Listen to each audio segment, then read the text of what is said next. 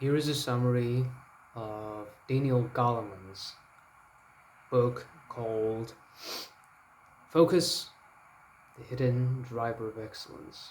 So, first, I just want to tell a few things you need to know before we jump right into the first chapter of this book. I chose some of the most probably important parts from this book, the essential information you need to know. And it was purely based on my personal thoughts, so to say, personal preference, might call it. Yeah. So some of the chapters have been skipped, and I recommend you going through the book by yourself because perhaps you might find something interesting which has not been mentioned in the video which we are going to record right now. And it will be linked in the comments down below in form of PDF probably. So yeah, and you'll just easily click on the link, get to the book itself, and start your exploration. Another thing is that there will be a lot of self-awareness topic and empathy. These two are probably essentials. Like, these are the foundation of this book. This is probably the point where all the topics unite. It is in self-awareness, it is on empathy, it is also on mindfulness, it is on being here and right now. So yeah, this was all I wanted to share with you at first, so that you know what to expect from this video, and hope you're gonna get a lot of interesting stuff from this video. Hope you will find something new for yourself and find out a lot of new stuff about our focus. How is it built up, and how can we, most importantly, develop our focus by knowing how it functions. We enter into the first chapter called Anatomy. So, Anatomy of Focus. Focus splits into two, so to say, systems. Like in the Daniel Kahneman's book, where there was discussion on System 1 and System 2, in the book of Daniel Goleman, there are also similar to those characters which are called top-down, that is, deliberate system, and the bottom-up, that is, automatic system. So, top-down, if we just interpret it in the way of Daniel Kahneman's book, it is a System 1, sorry for that, System 2, because it is a deliberate focus when we use effort to focus on something, when we think more analytically, when we calculate something, perhaps when we have to evaluate something, and it demands alertness, basically, a lot of alertness. And the bottom up system is similar to a system one, which was an intuition based system. It is more of a feeling based system, and thus it has automatic functioning, right? So the top down is deliberate part of the focus, and the bottom up, it is an automatic type of focus. So when we practice something for a long period of time,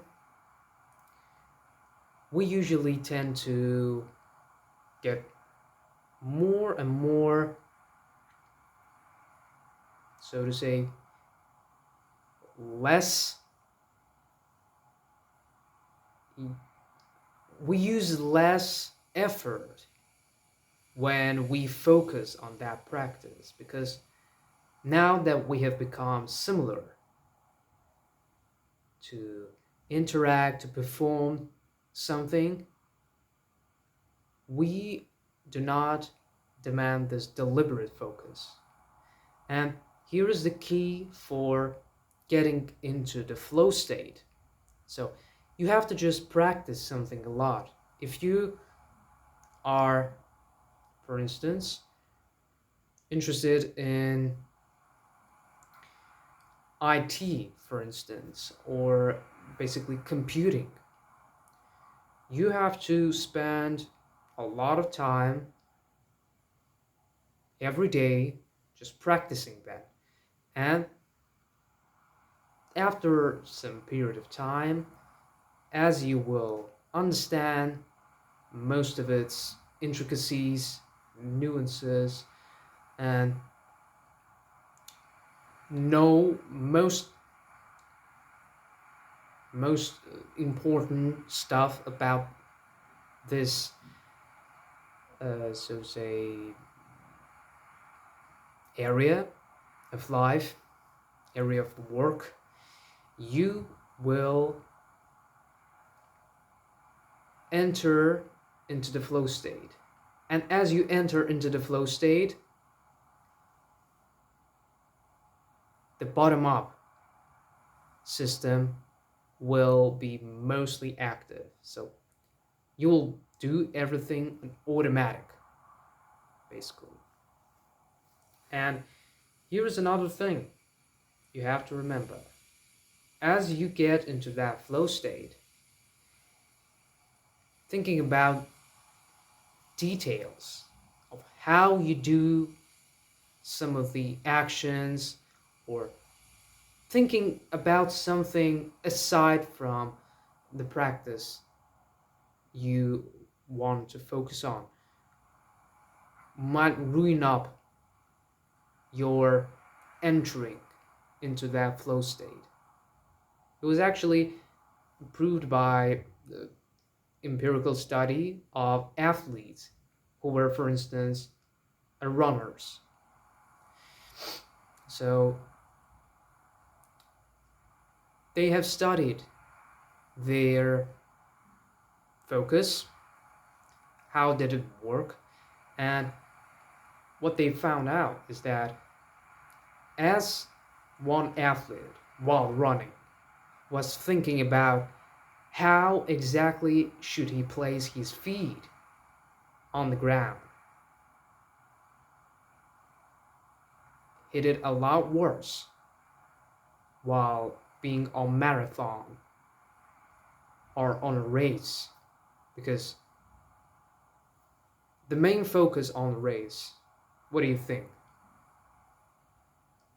it should be? It should be, of course, winning the race, getting to the finish line first. But now we focus on how should we place our knee. Oh, sorry. How should we place our feet? Yeah. So that our knee does not hurt afterwards, and so on and so forth. We just start to think about something else, something which is not important. And it is important to just fully focus and put aside some of the other preoccupations you might have aside while doing the practice. If you want to develop the whole feeling of performing this practice. Yeah. And in the later chapter, we will discuss how we could actually rest, or rather relax our focus, because our focus is like a strained muscle actually. When we lift weights, when we basically go through a whole workout process, what we tend to do afterwards, of course we would just allocate some time for rest,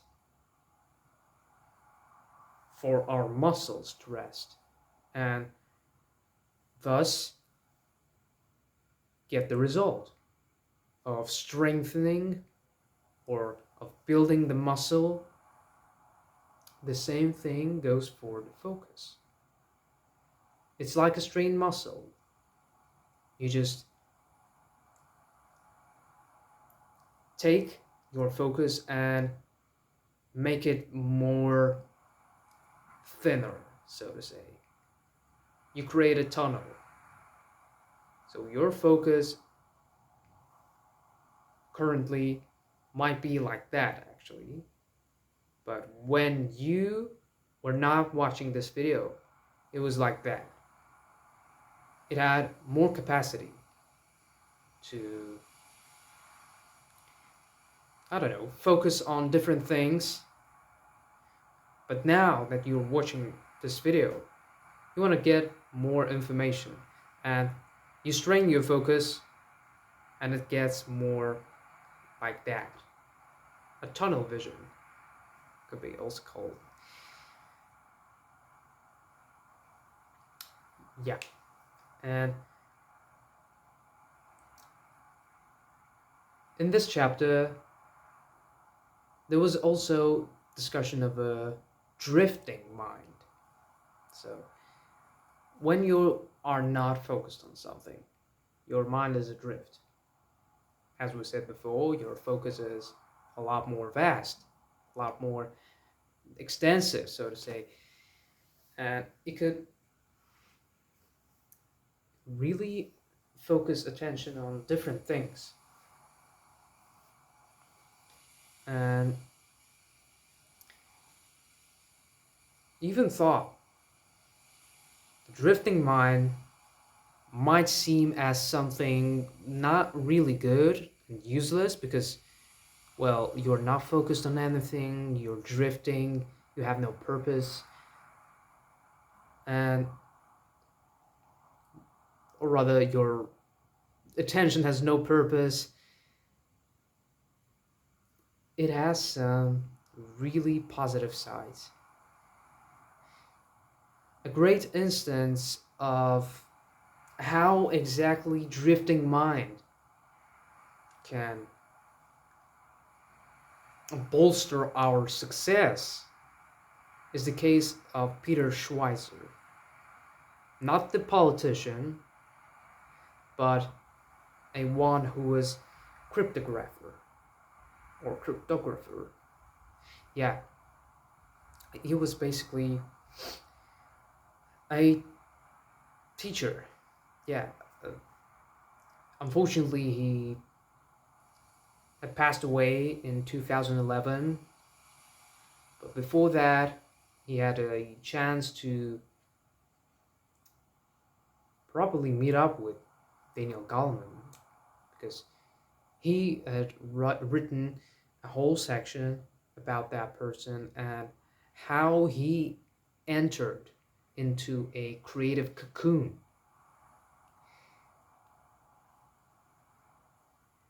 here's the thing: drifting mind is the key for creativity. So when you are not focused on something, when your awareness is not strained, basically, you are capable of achieving a lot of things. Because now that the attention might get attracted by anything, you have the power of getting some sort of an epiphany. And you might think of people who really got enlightened, so to say, while meditating. So they just sat down. They did not really focus on anything. They just sat down, breathed deeply, just not focusing on anything, observing everything that had occurred, that had attracted their attention, and at some point they got the idea they searched for, or perhaps they didn't even search for that idea, and it just, you know, got into their head suddenly, unexpectedly, and perhaps that idea brought them the success. Peter Schweitzer used this practice of creative cocoon when he was just lying down on grass or had a long walk, and what he did actually, he did a higher mathematics, as it was written in the book, in his head. So he was just tuned in to himself, not really focusing on the task itself, but just randomly doing some, you know, mathematics basically in his head for breaking codes. So he had this, I don't know, a talent of breaking codes, or a specialty of breaking codes. And as one of his colleagues had written, it looked like someone taking a nap while he was laying down on the grass, with closed eyes, doing some sort of a meditation. But he was doing a higher math in his head. He'd lie around sunbathing, and meanwhile, his mind would be doing a zillion miles an hour. And just by practicing this type of open awareness, a person got his success. Most of the really notable stuff that Peter Schweitzer had made was due to that creative cocoon. There was also talk about George Lucas. It was rather on a later chapter, which we will discuss, and it is really intertwined with this creativity talk. So, but more on that later again. And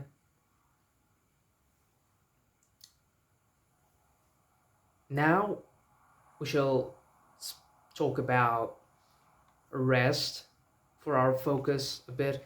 And you probably know this fact that nature heals our mind very well. And it is mostly known among people who are really tuned into our mental health, psychology. So, nature is the best cure for depression, for any kind of moral disease, I don't know, moral sickness. And of course, if you want to rest a bit after spending a lot of time doing some really focused work and achieving, after all, or even if you did not achieve your goal, in either cases, resting in the nature will help a lot. What is most interesting is that not only being physically in the nature will affect you, but actually sitting beside a painting, which consists of the nature, like painting of the forest, will have the same effect on your mind. Just imagine that. And what mostly affects is the delineation or depiction of sea or some place with water like rivers, or you understood. And those pictures, if you just do some kind of work while sitting beside that picture, your focus will be able to recuperate after being strained for a long time. And of course, after that resting period, you will be able to perform your tasks with, again, fresh focus, ready to be activated, and achieve the success.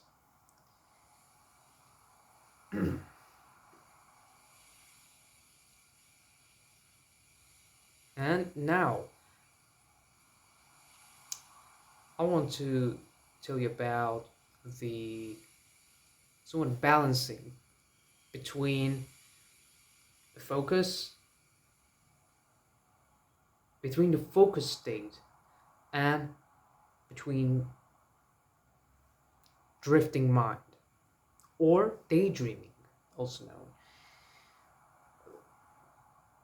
You might probably know that 50% of our day is all about daydreaming, or even higher. I do not really remember the percentage, but it is really high.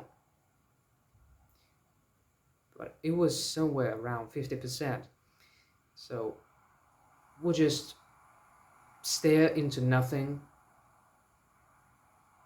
completely consumed with our thoughts. And it might really not be a great way to spend your time, I guess, or spend your energy, brain energy on, nor should you just focus on something for a whole day long so that you do not get into that daydreaming state. Because again, you strain the muscle, and just imagine that you strain that muscle for 24 hours. That would be crazy, of course. So after the focus session, again, you might just rest a bit while being in the nature or sitting just beside a painting. But doing absolutely nothing is not an option, because you will get into daydreaming, and daydreaming is not the best way to spend again your brain energy. Because why usually the daydreaming occurs? It occurs out of being consumed by some thought, be it optimistic or, in the worst case and most often one, by a negative thought.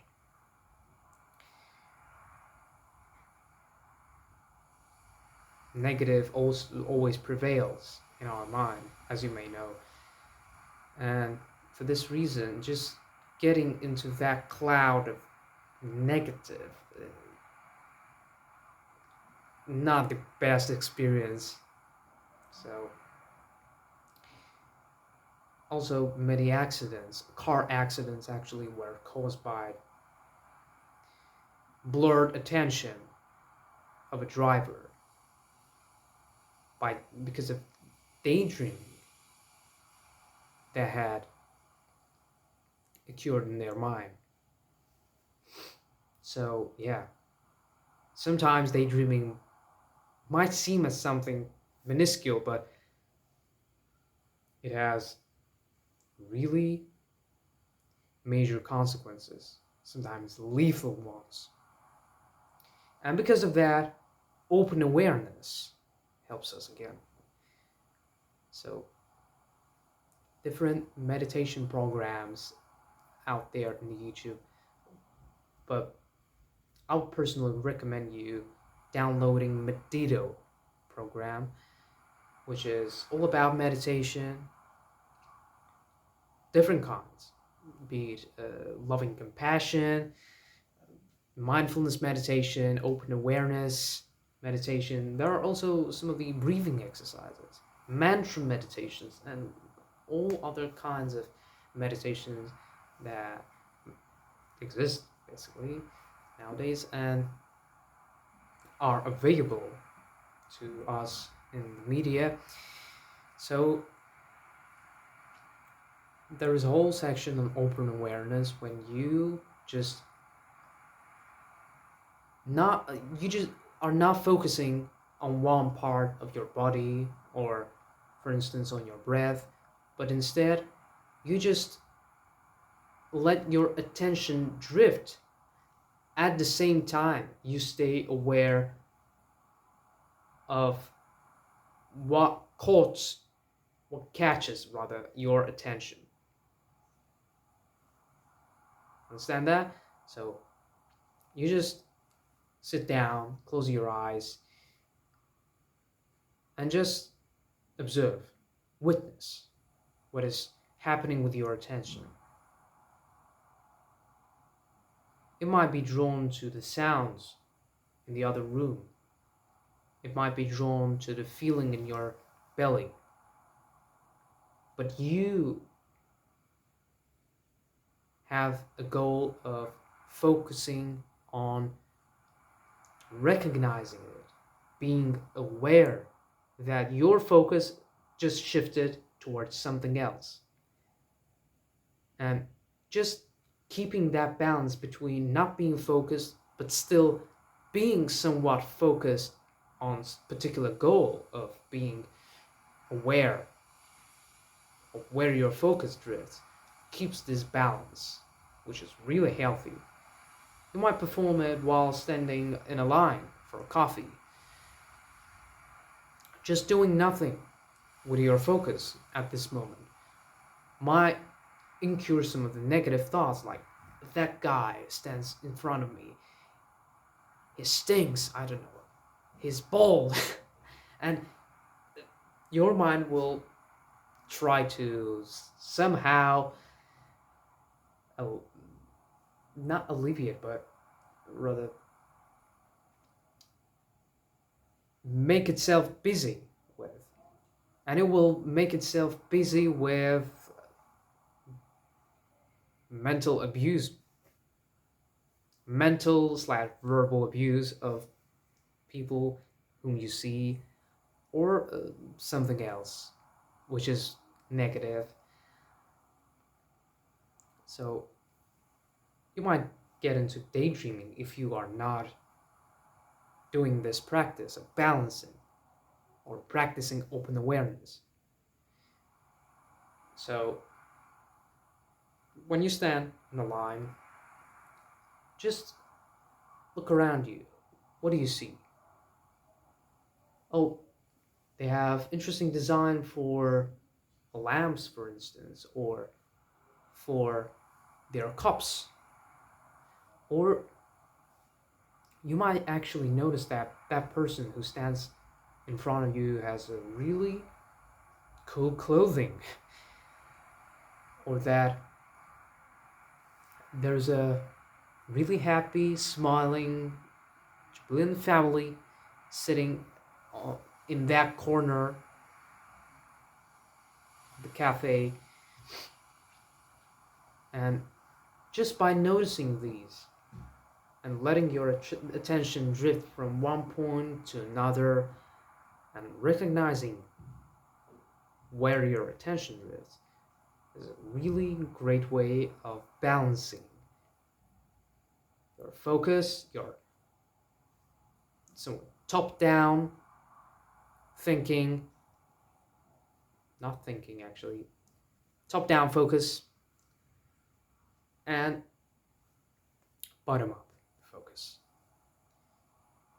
And this was the first chapter, which was the anatomy of our focus. So now we enter into the second chapter called self-awareness. And as we enter into this chapter, we first come across the intuition. So a chapter named Inner Rudder has this topic of discussion, and in this chapter, in this part of this chapter, we first learn that intuition is not just a sense or a glimpse of what is right or wrong. It is a more complex image. It has a more complex image because now we learn that intuition is intertwined with our body parts. So our gut, for instance, is one of the most, so to say, efficient inner rudders. So in order to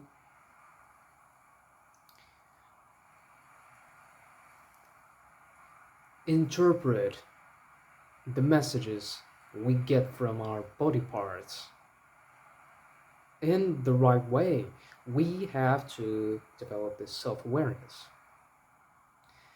You might actually just check in with your heartbeat. So without, checking your pulse or just trying to feel your heartbeat by really putting your hand on your chest and feeling it, just without hands, try to focus on your heartbeat and grasp how frequent it is. And if you really feel how frequently it beats, or you might actually just check in with your breath. If you are aware of your breath, whether it is shallow or faster, this means you have a great capacity of self-awareness. And this has to be practiced a lot. So that's why, again, meditation is a great way of practicing this, of developing, elevating your awareness of yourself. So in the previous chapter, I've told you that Daniel Goleman used an example with George Lucas, who was the creator of Star Wars. And what brought him success? What brought success for his work, Star Wars, was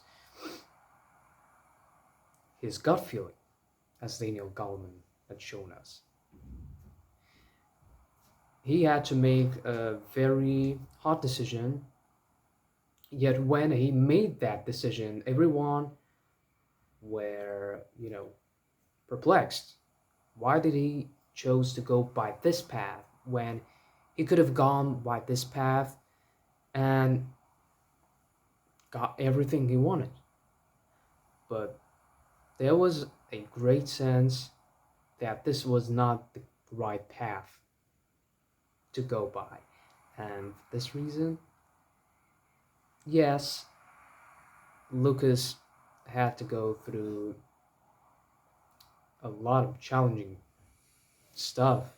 He had to go through a dire period of searching for a bank which would invest into the film production. But that path led him to the real success. Perhaps if he had gone by the other path, he would have not made that success. He would have not been known as a Star Wars creator. Or perhaps there was a chance that a Star Wars may have not even existed if he went by that path. Yeah, and this person, as Daniel Goleman said, was highly self-aware. And for this reason, his sense of what is wrong or what is right is not just intertwined with something objective or analytical. It's more based on the inner feelings, the body sensations, the intuition. So yeah, really recommend you investing into this and trying to explore how self-aware you are. And with more practice, like with checking in occasionally with your breath or with your heartbeat, you will develop this greater sense of intuition, and there'll be a less chance of getting the false message from your gut or from any other body part. Yeah. Also, in this chapter, we encounter the topic of self-control. So with self-awareness, we basically control ourselves a lot better. We develop this self-management skill. And this has been vividly shown in the experiment you probably know, which was testing kids' endurance, basically, stamina or willpower also, with the marshmallow test, conducted by Walter Mischel. And as a result, it was shown that kids who have managed to wait,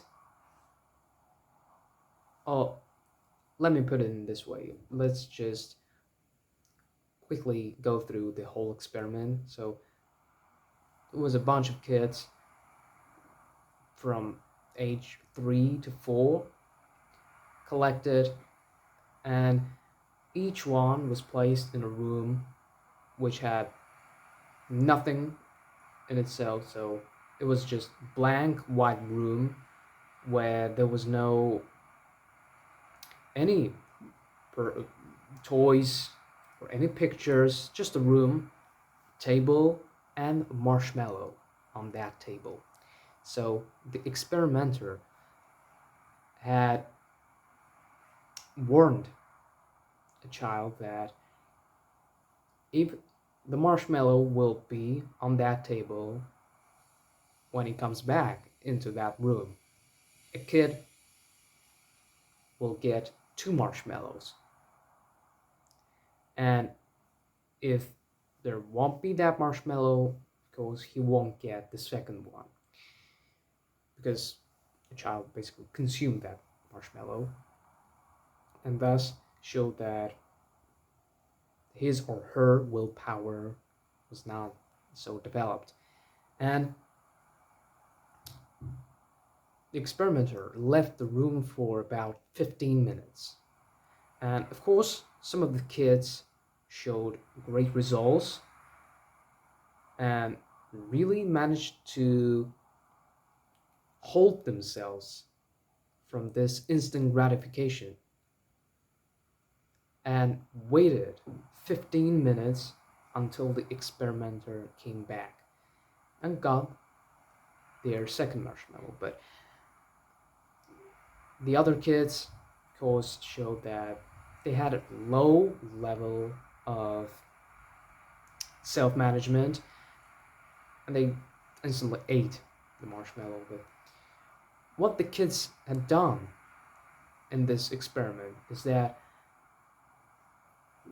they had scanned their brains and kids were just trying to change their point of focus. So it is a somewhat a tip for people who want to get into diet or just do some sort of a retention and develop thus their willpower. Kids who had successfully passed this test in marshmallows examination, they have changed their point of focus. So if it was a marshmallow in this case, they tried to either focus on the shape of the marshmallow rather than on its taste, which makes it a lot more harder for them to really stay away from eating it. Yeah, they focus on its shape, on its color, or they just, I don't know, sang a song. They tried to distract themselves from this point, from marshmallow. And what it gives us is that as we shift our focus from one point to another, our emotion also tends to change. So where our attention is, some kind of emotion will be there too.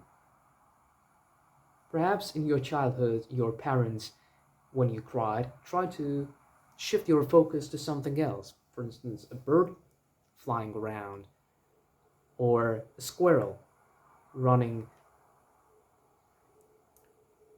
by the road, getting on the tree. All these kind of distractors did the whole job of shifting the emotion which we felt. So it is a great tool for people who try to increase their willpower and thus increase the self-management skill. So instead of thinking about the short term, for instance, if you go on a diet, you think about not eating something, for instance, sugar, then you come across a donut which is really tasty, it looks very, so to say, seductive, as if it manipulates you in your brain, and there is a clash going on in your mind whether to eat that donut or not. Let's make everything peaceful by shifting our focus. So, if you look at the donut and think about its taste, how it tastes well, let's just, for this case, shift to its form, or let's shift attention to the future.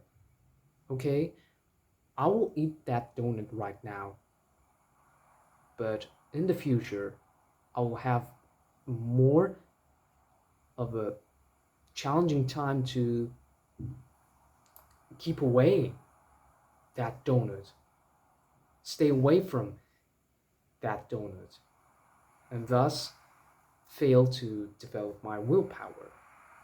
By shifting that focus point, you will develop that great self management skill and thus succeed in your goal of developing your willpower, your self management, and thus you will actually level up your self awareness. And this was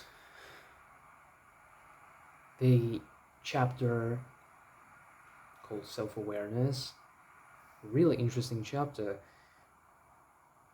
You might actually want to read it by yourself because a lot of interesting stuff was in there, and most interesting part was the marshmallow test conducted by really a great psychologist, Walter Mischel, and really shows that kids who are capable of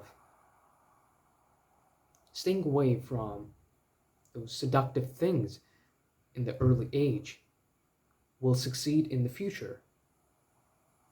So it was a more of a long-term experiment. So after the experiment had finished and the results were made that this kid had managed to go through the test, this did not, they had prolonged the whole experiment and observed these kids throughout the time they got to the adulthood. And what the results were, you think? They were absolutely striking, because kids who managed to pass this test, who managed to stay away from that instant gratification, had success, financial, and in general, they succeeded in their life.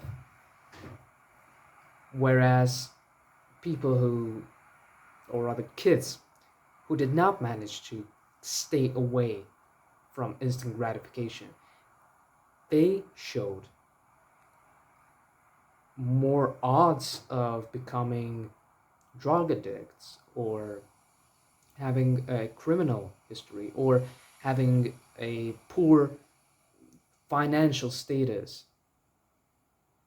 So if we try to develop this willpower first in ourselves, then in our kids,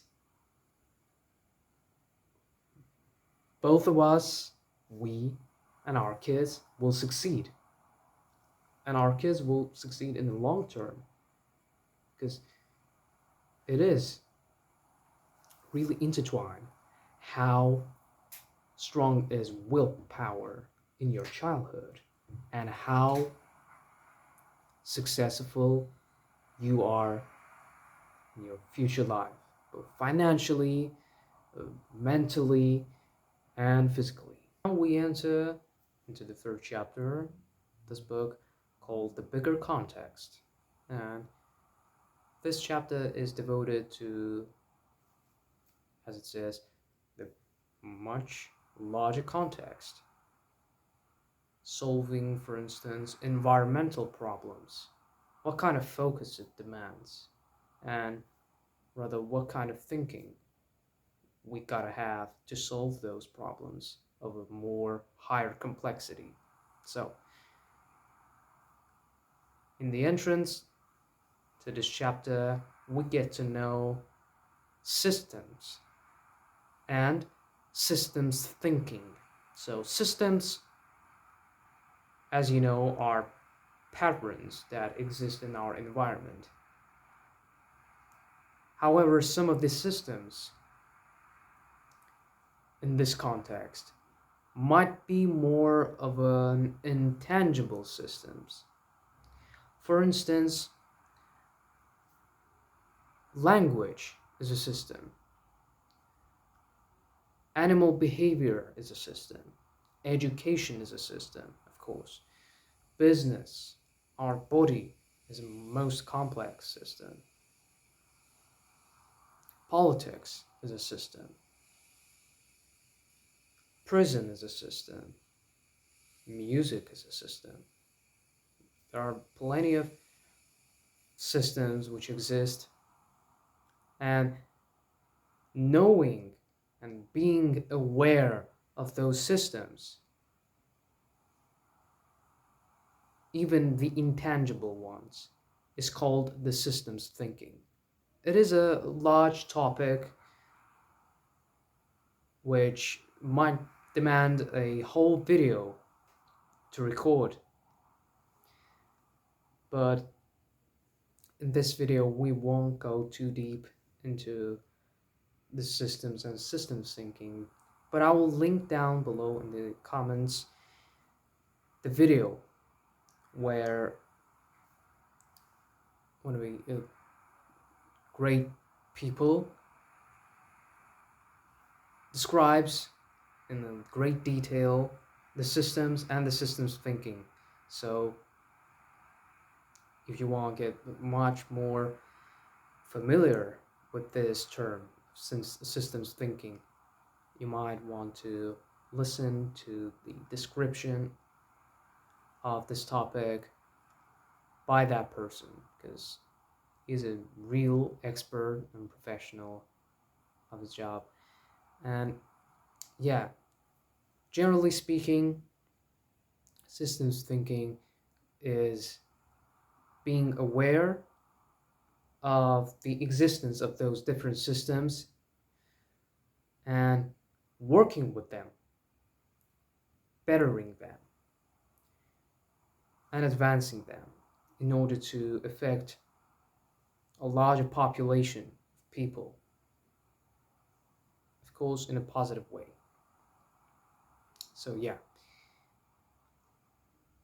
But for our focus, for our mind, it is somewhat a challenging task to do, because we cannot focus on something intangible, but yet we can train our mind to work in this way. So these somewhat systems might be identified through observations, because some of the ancient methods of healing, for instance, with different greens basically, came from identification of a system and learning to interact with that system.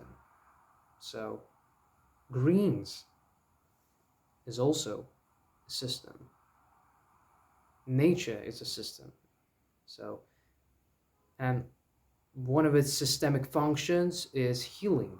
And our ancestors managed to find this out and create some of the medical cures for diseases without usage of pharmaceutical uh, aids, but with different types of, you know, greens, grass, leaves, and all that stuff. And a great example of this ancestral inventorying and ancestral systems thinking might be seen from the example of the Moken nation. The Moken nation is basically a nation populous of sea nomads. And in 2004, as some people might know, there was a large tsunami in the Indian Ocean. And prior to that tsunami, these folks, they knew how the systems worked from their ancestors, and they saw that birds stopped singing. They saw that dolphins swam away much farther than they usually do. They saw these signs, which are not obvious for us, for people who tend to be much more, you know, scholarish thinking, more objective, and we do not usually think of the methods of our ancestors as still relevant. We think of them as obsolete. And yes, to some extent, now their methods are integrated, elevated, and we might find these in devices like our phones or computers and all other gadgets. So, yeah, we just tend to ignore these signs that are actually still relevant.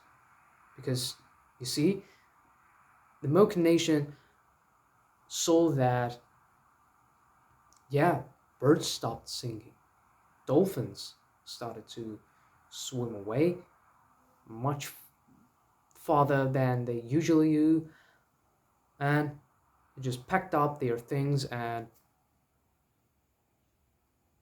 just went to a safe distance from tsunami and saved themselves this way.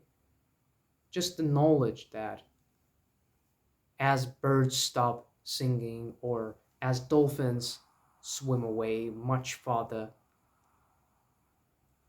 help them survive is catastrophe. So you see, this is the power of the systems. This is the power of systems thinking. And it really should be developed.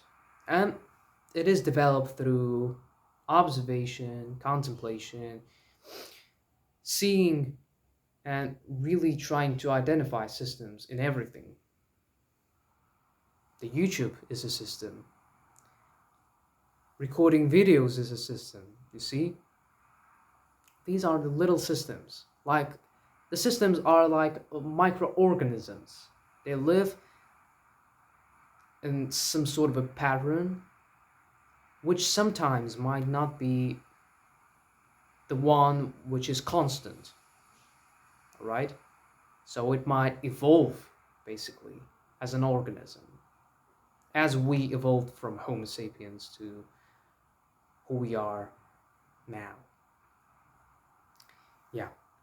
So, what Daniel Goleman suggests for solving more global problems, first of all, we have to have a systems thinking, a view of systems. And as we develop this view of our world as a system and seeing different systems in our environment, we are capable of finding a resolution for some global problems like weather or global warming. And after identifying all of these problems, those issues which systems have, we collect data and show the positive impact of doing some kind of practice which will stop or terminate the problem we have managed to identify through the system's thinking. So I want to accentuate the positive impact, showing the positive impact. So sometimes, usually, doctors show or at least warn us that there might be bad consequences of not getting some sort of a treatment or just drinking some pill. So these are the cases in which we are driven, we are motivated to do something with this negative association. So people give us this negative motivation. When we get this negative motivation, all right, we are driven by this survival instinct. And when we are driven by this negative energy, we all thought inadvertently, we are not really aware doing this, we try to get rid of the feeling. We try to get rid of the bad feeling we have in ourselves. And because of that, we often lose motivation as we lose this feeling, this negative feeling. So basically, the doctor will say you that there will be bad consequences of not doing that. So now you have this anxiety. Now you have this negative feeling that if you won't do this, you will get bad results. So, okay, we get this idea. And when we are driven now with this negative fuel, so to say, we strive to get rid of that negative feeling. And as we strive to get rid of that negative feeling, we, of course, end up in a kind of bad situation when we are not motivated. And with this lack of motivation, of course, we fail. For long-term motivation, we need more of a positive thinking. More positive thinking. And positive thinking basically comes from showing the positive impacts. Well, if doctor, instead of showing you the negative results of not doing this, instead of that, he showed some positive impacts of doing actually this performance, so to say, we would have been more motivated to do that, at least for much longer term. So you see, if you were said that if you plant a tree right now, you will help thousands of people to survive in the next 5 years. Wouldn't that fill you with positive energy? Of course it would. Of course. So, and imagine a vice versa. So, imagine that you were said that if you want plant a tree right now, hundreds and hundred thousands of people will die off in the next 5 years. Yeah, and this will plant in us this negative energy, and this negative energy will at some point wane away, and with this negative feeling fading away, motivation will consequently too fade away. So yeah, when you conduct the impact of doing some sort of a practice to help solve global problems, show always the positive impacts, because positive is the best way to motivate people to keep up practicing, performing the practice, and sustaining the motivation, of course, and building discipline in this way. So, now that you have identified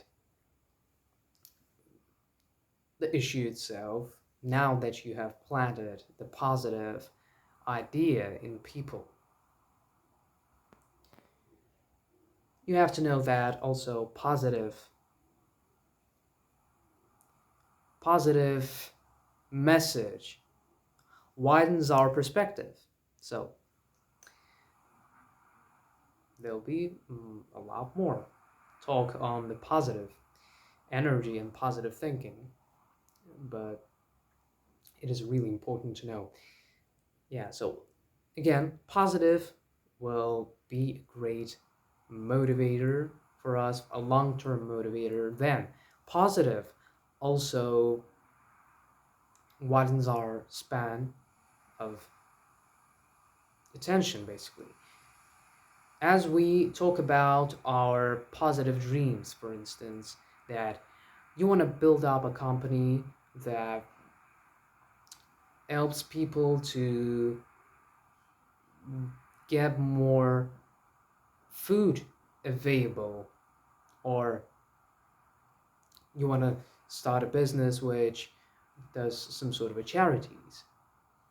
So these are really great dreams, and for this reason they harness a positive energy in us. And as it was said in the book, this positive energy which is harnessed in us will incur a wider span of attention, which will, as a result, induce a creativity. This is an additional aspect of doing that sort of a positive thinking. And also, there's a one important point to remember, that positive energy has to be balanced. So there is a Lazanda ratio or Lazanda effect, which was named after Marcel Lazanda, a psychologist who studied how positive thinking basically impacted the performance of a team. And she found out that the ratio of positive to negative has to be larger than 1 to 1, of course, but has to be less than 11 to 1. Okay? So it has to be within this ratio, 1 to 1 and 11 to 1. And it has to be ideally equal to 6 to 1. So 6 for positive, 1 for negative. And at least it has to be 2.9 to 1. So positive is 2.9 and negative is 1. Yeah. And it is important to be in within that ratio, not too much of a positive so that you disregard some of the risks you might have, and not too negative so that you lose, of course, motivation for further continuation of the performance. You know that negative thinking is important. It has to be done. It has to be in your mind, of course, to evaluate some of the risks you might have, but still, it is not the best way to motivate yourself with, because negative will fade away at some point, it will be evaporated, and as there'll be termination of this feeling, this negative feeling, so will be determination of the motivation. But we want the sustained motivation, which will be sustained for a really long time. And it is important to keep in mind that positive has to be always prevailing compared to the negative. And it has to be somewhere between, again, 11 to 1 and 1 to 1, between these ratios. So, yeah, these were uh, probably the most important notions in this chapter of the bigger context. Keep in mind these, and we move into the fourth chapter. The fourth chapter is called Smart Practice. So, this one is a really interesting one because now we are learning how to practice better, to perform better. And first of all, we learned that there was a myth about 10,000 hour practice, that after 10,000 hours of practice, you will become an expert, you will know everything with every detail basically about the practice itself, and you will become an expert after 10,000 hours of practice. This notion was officially constituted as a myth by a person named Anders Ericsson. So this person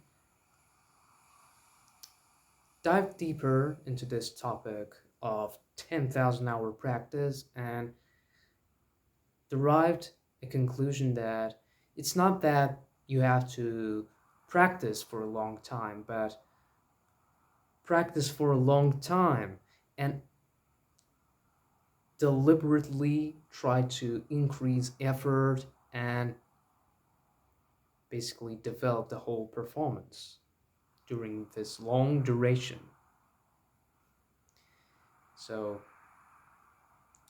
when it comes to practicing and when it comes to developing performance of some kind, people tend to divide into two types of personalities. These are the amateur and the expert. So, the amateur person who practices, he does not have a goal of becoming an expert. He might learn some of the basic stuff and stop at that point, just turning on the automatic mode for practicing, for performing the practice, and just go with the flow. So, does not dive deep. This person does not try to somehow advance in the performance. He got to some decent level, decent, so to say, experience in practicing, and he or she is pleased with that. And what differs amateur from an expert is that amateur usually do everything in the automatic, or in other words, bottom up way. So, as you remember, probably the bottom up system, the bottom up part of our focus is an automatic mode. With automatic mode, you just do everything as it is, perform every practice in the same way it is done. So there are no upgrades, innovations. So that's why an amateur does not really develop in the context of becoming a better performer. But when it comes to expert, everything is a polar opposite. An expert has some really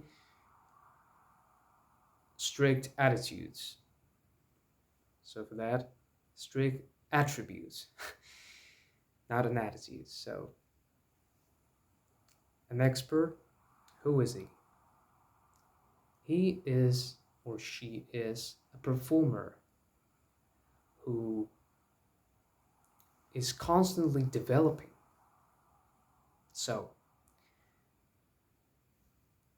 there have been a lot of studies on athletes, for example, who strive to become better and better, who are real experts in their field, and every time they try to perform more reps for longer duration, for a longer distance, if it comes to running, for instance, or they try to increase the effort. And by increasing the effort, they also tend to focus deliberately. That is, activate the top-down system rather than bottom-up. They try to do everything deliberately with more and more focus. And thus, they just go a little bit beyond their edge in order to, of course, advance in the performance they are practicing to develop. And this way, if you want to become an expert in chess, for instance, you're not just sitting on your phone and playing for hours and hours the game itself, but you play the game and try to really concentrate on a much deeper picture, with use of effort, basically, with top-down focus. Not just that you see the board, you see how the enemy plays with bishop, for instance, and you do everything in automatic, as with every other game. Instead, what an expert does in these situations, they try to, in the instance of chess play, implement new ways of openings or new ways of attacking. And because each and every type of attack, type of opening is not a familiar one to the player who is an expert, his or her mind is always alert, and there is always an effort in performing. So if we generalize, how does someone become an expert?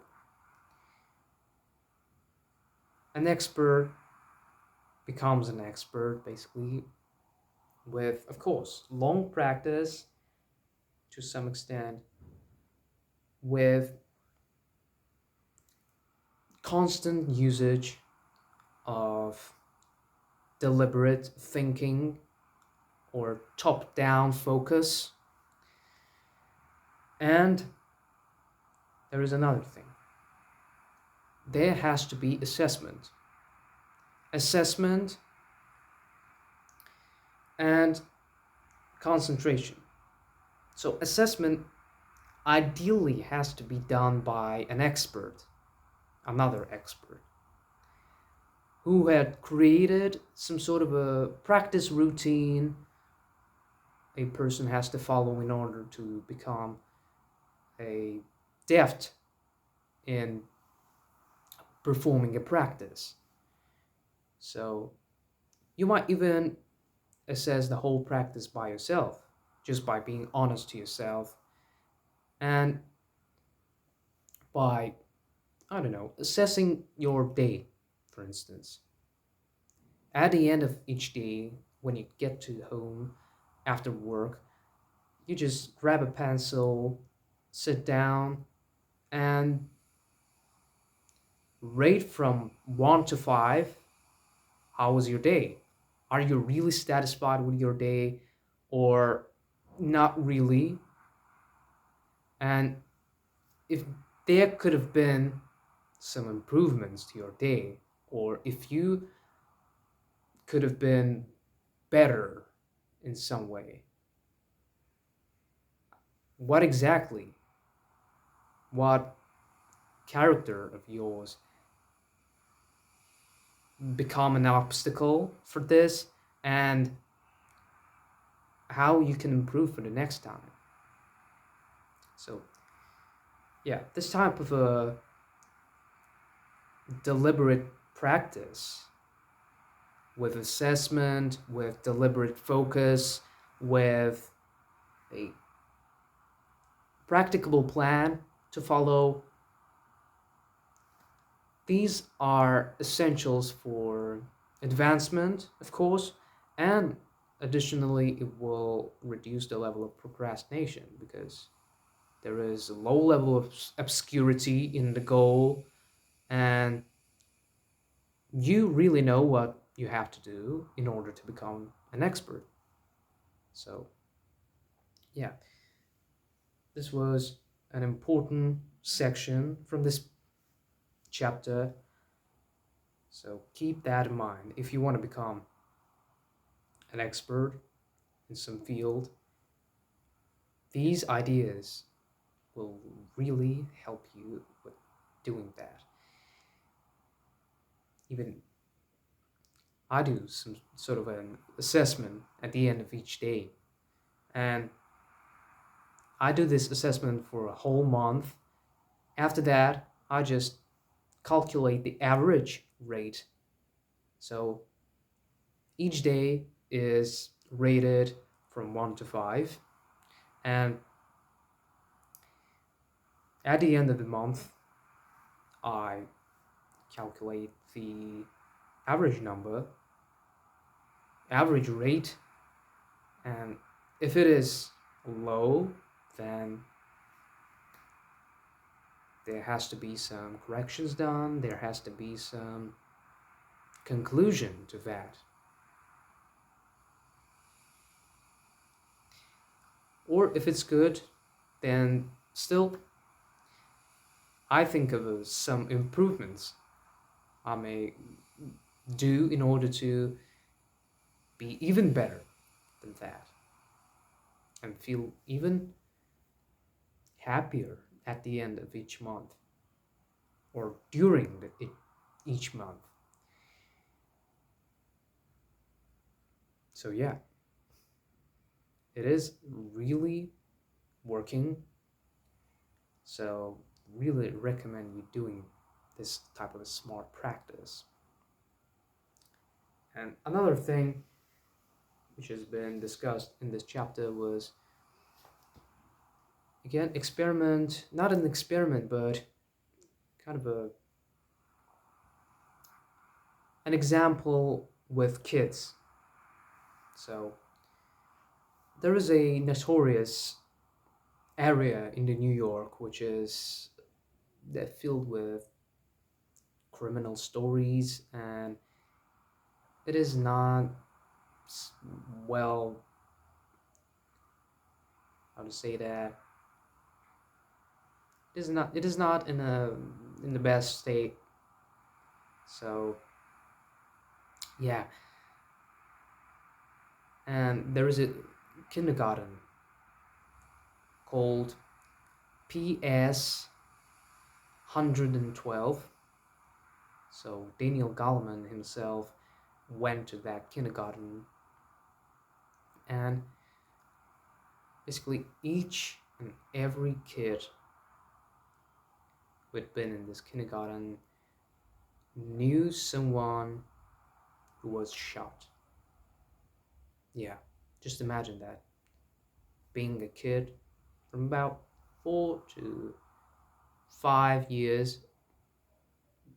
So it is really horrible. It is horrific to live in this kind of a atmosphere. And for this reason,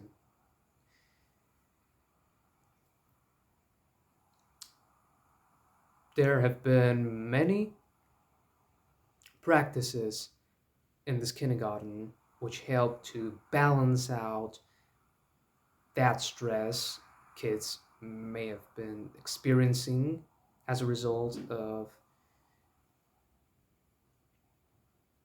that knowledge they had. And they were basically practicing breathing exercises, for instance. They would just lay down at some point.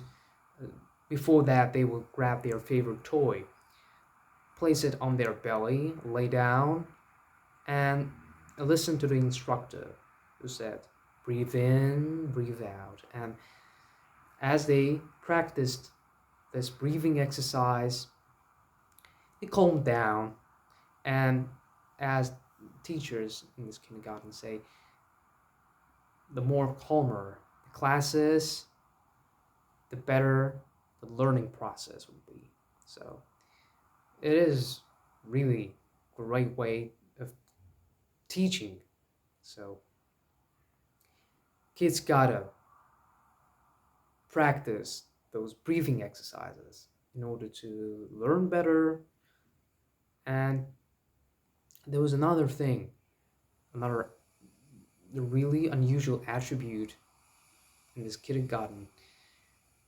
There were corners for solitude, I would say, where kids, when they felt that they had to stay alone for a bit, they had a right to go into that corner, sit a bit, calm down, think about the problem, find a solution, and get back into the class. So, yeah, there were more practices in this section than just described to you.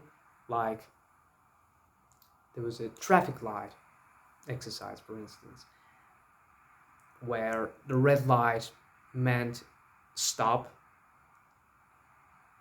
the yellow light meant think, think of the problem, find the solution, and the green light meant, of course, implementation of that resolution. And there was the second type of exercise children had done for a while, which was called face recognition or emotion recognition, where they have to basically identify the emotion, how it felt, and how one can really try to calm down this emotion. So they saw the emotion, they knew its name, and they basically combined this exercise with the exercise of a traffic light.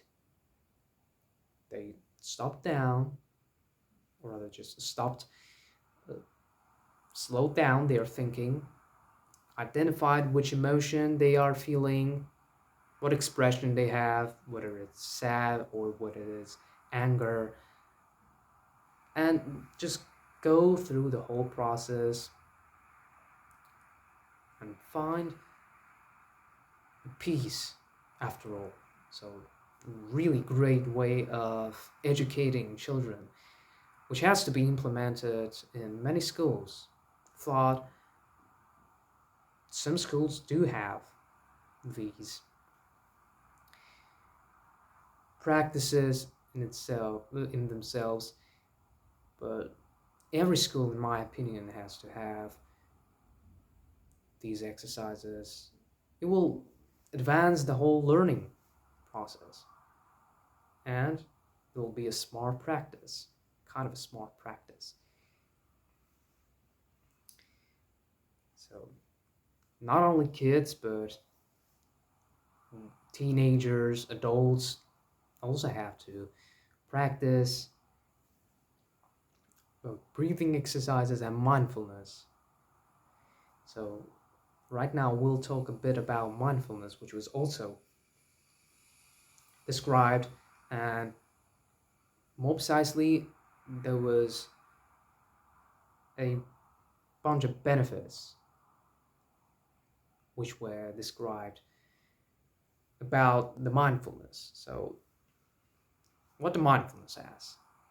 So, mindfulness, meditation, in this case, develops a classic attention network in our brain. So, by mindfulness, by being mindful of our breathing, of what is happening around us, we develop this classical attention network, which has this capability of focusing on something. And another thing is,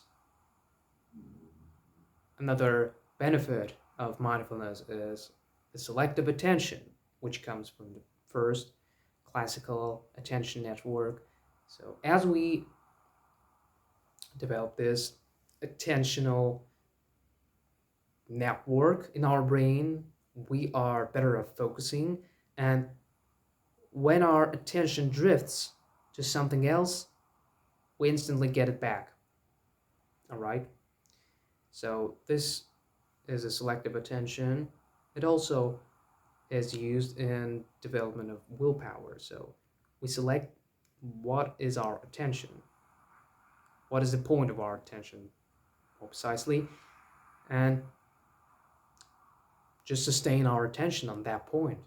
And again, when it drifts off, we get it right back to the point of our attention, to the subject of observation, witnessing. And the third benefit of mindfulness is better coping with stress or relaxation. So, one interesting thing I noted for myself personally in this uh, section is that when it comes to relaxation, the vagus nerve, which is our brain, is activated more frequently and is strengthened as a result of more frequent practice of mindfulness. So this vagus nerve stands for our stress endurance, or our calmness basically, while being in a stressful situation. So imagine yourself in some sort of a stressful situation, and people will usually cave in these situations because it feels bad, it is unpleasant, but a person who had long practiced mindfulness will know that, okay, now we have this problem. I have capability of shifting the attention or the selective attention. I select at keeping my attention on the problem so that I know what kind of resolution I gotta make. So yeah, and this process just makes the whole problem solving much easier and a lot more pleasant. In a team situation, it is just the best atmosphere and the best thing to do, coping with others and getting the solution. So yeah, and there is even more interesting section in this chapter, which is called mental gym. So yeah, now we get really, really into most probably curious and the most interesting part of this chapter, because now that we know what mindfulness is sustaining our attention on something, and when our attention drifts off we get it back to the center of our focus. Now this whole performance of drifting attention and getting it back to the subject of our attention is like weightlifting. So when our attention drifts off, weights pull down. So imagine holding a dumbbell. The weights pull down your arm, and you notice that, you feel that, oh, my attention drifts off. Now let's get it back. You get it back, and thus, as the weights pull you down, you recognize that, yeah, the weights are pulling my head down. Now I gotta lift the weights up, and you lift dumbbell up. And of course, there are more repetitions for building a muscle or building some sort of endurance in muscles. And the same goes for mindfulness, for developing muscle brains, or rather brain muscles. Yeah. So the more you notice your attention drifting and the more you get it back, the stronger your focus becomes. So focus, again, might be somewhat a muscle. It can be strained. So at the beginning of this video, we spoke about how can we rest with our focus. So after practicing this mental workout, after straining your focus, building some brain muscles, you might just get into this resting mode for your focus and get the best out of the next focusing performance or mental gym performance. Another kind of practice which develops our focus strength is memorization. So, or just developing our memory also stands for developing our focus, strength, and endurance of our focus. So, for the better memorization, Daniel Goleman suggests chunking the information and, of course, going on to rehearsals of these informations. So, you might have basic information you gotta memorize. You find out what is the most important parts, chunk the information to the most important parts, or distill it basically, and go through the distilled information, memorize it this way, and deliver the message you had to memorize. So,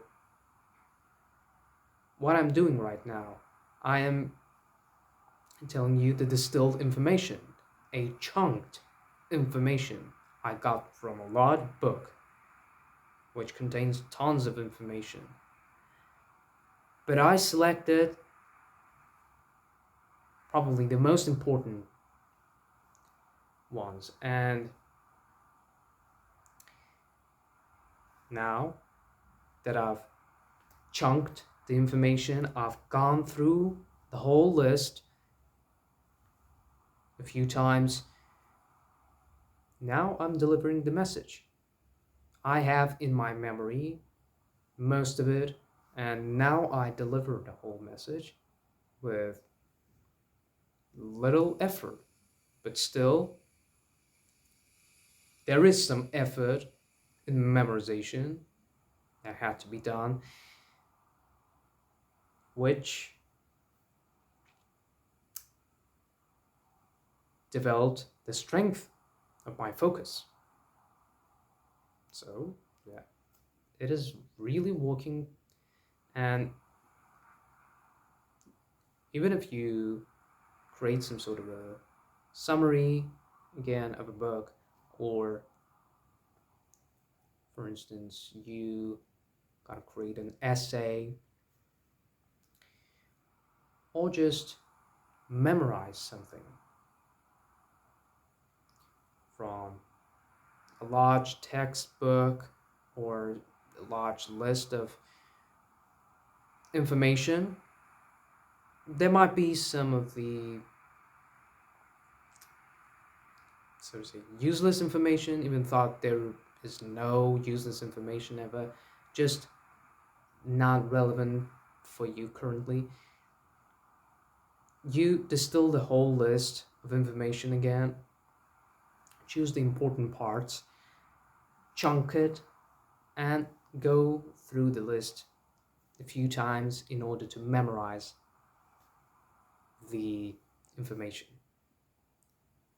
So, yeah, this was the mental gym. And before ending this chapter, there are some questions for your mindfulness assessment.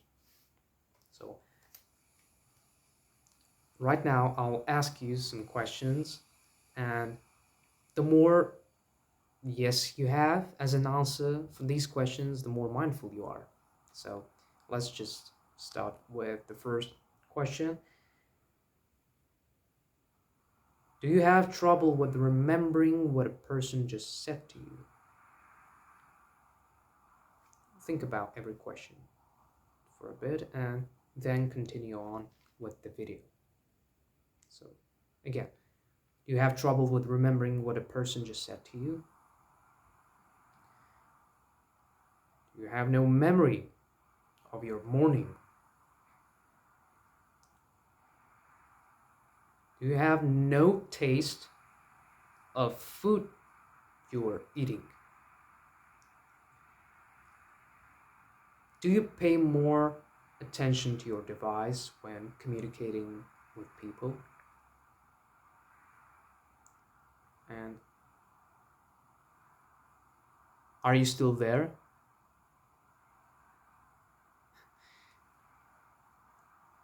This one was also a relevant question for mindfulness. So, yeah, are you still there? I hope so. So just go through these questions and try to roughly assess based on them how mindful you are, how your mindfulness is developed. And based on this assessment, you will know whether you should practice more mindfulness or should you use more effort and all that stuff. So, yeah, this was the fourth chapter, which is called Smart Practice. The fifth chapter, which initially had to be the third one, it's called Reading Others. And what do you think will be in that chapter? What you should have as a tool in order to read others? The answer is empathy.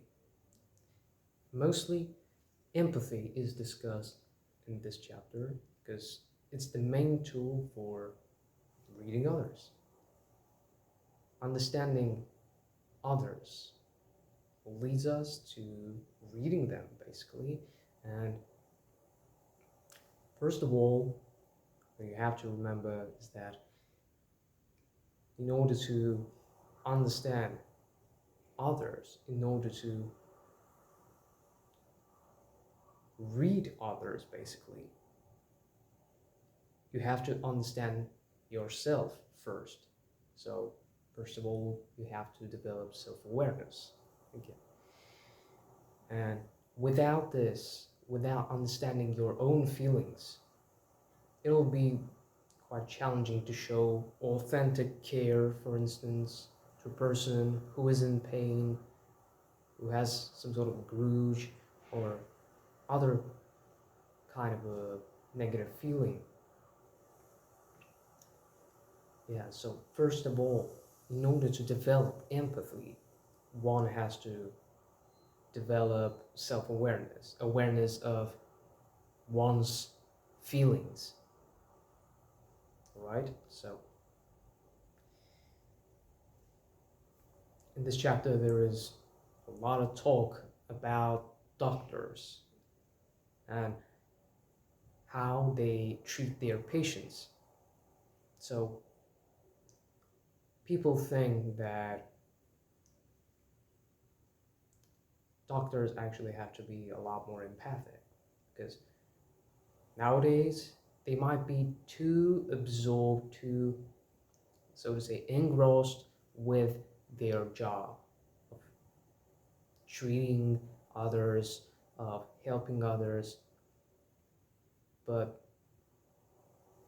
they forget one essential thing. It is showing concern. It is showing some sort of a care for other person.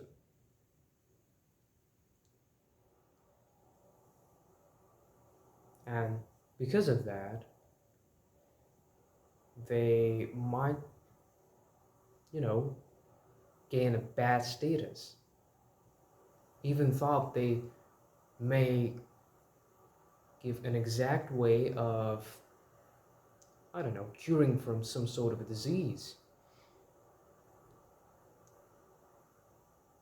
Or in other words, help a person out.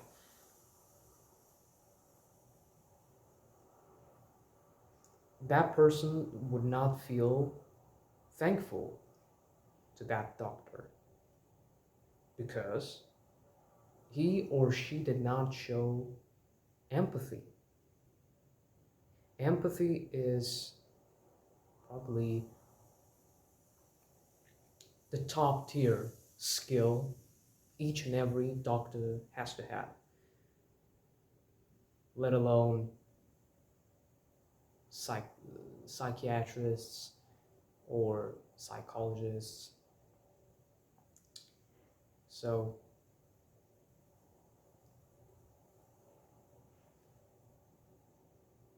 one essential So let's put it in that way. One mistake that each and every doctor may have done, or each one of us actually, not only doctors, but each one of us may have done, was not looking straight into the eyes of the person we communicate with. When there is no eye contact, as we learn from this chapter, no empathy can be built. So,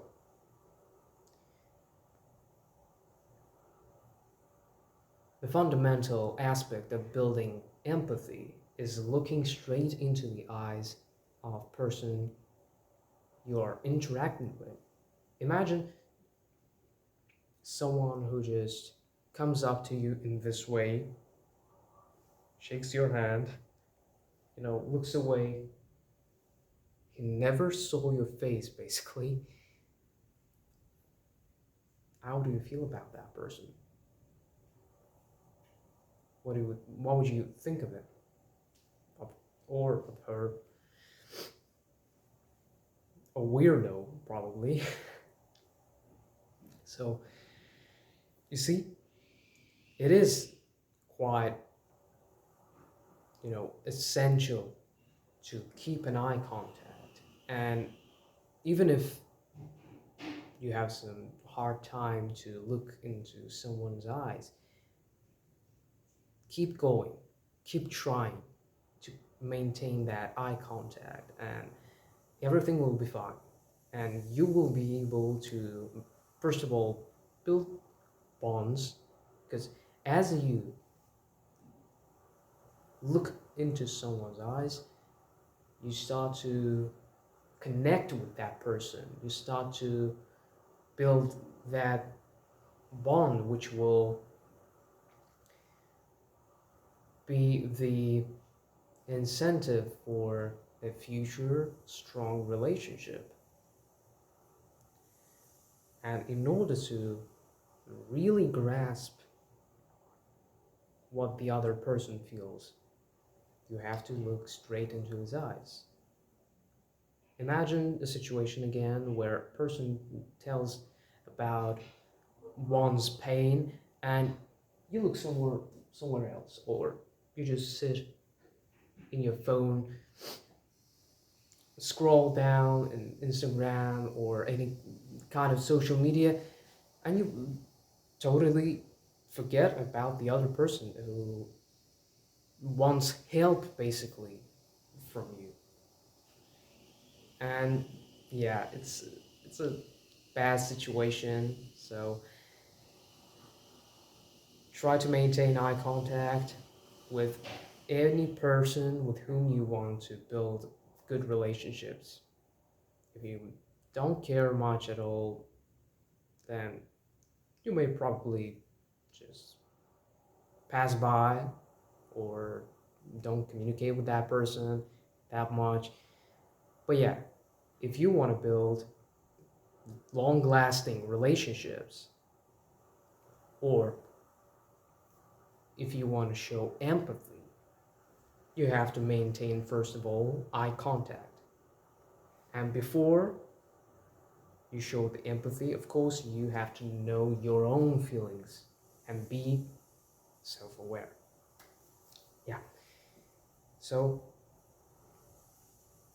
generally speaking, life based on empathy is a happy life, because people are not dependent on, for instance, economy, right? How the economy will behave does not affect people of some country, because they show empathy towards others. And if there is, so to say, a group empathy, a group where each and every person shows empathy towards the other, then no financial stuff makes them happy as seeing each other, being with each other, spending time with each other. And for this reason, it is important to show empathy. And even thought some of the working people, like doctors again, might think that it's a waste of time. Why should I even invest into showing empathy, showing concern? I gotta do my work. I gotta make money, you know? Well, it is not that simple. Imagine that you're a doctor and a wealthy person visits you.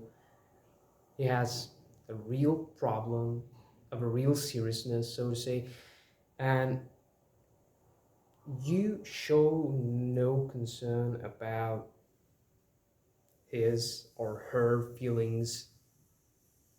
You might just calm that person down with, like, yeah, yeah, I understand you. Everything will be great. Don't worry, all that.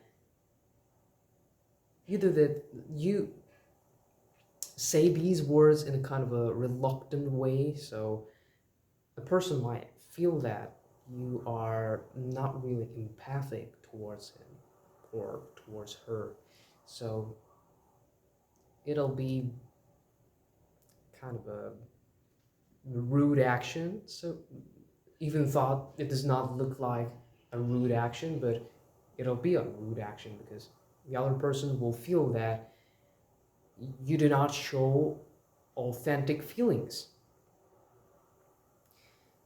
The fact is that most people who are basically working in a pharmaceutical area, the pharmaceutical field, as time goes by, develop this kind of a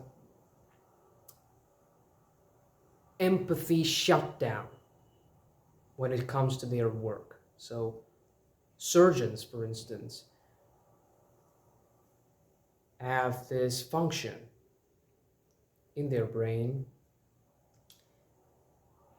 They tend to activate it when it comes to the work itself, when they have to, I don't know, take out a scalp, for instance, for, I don't know,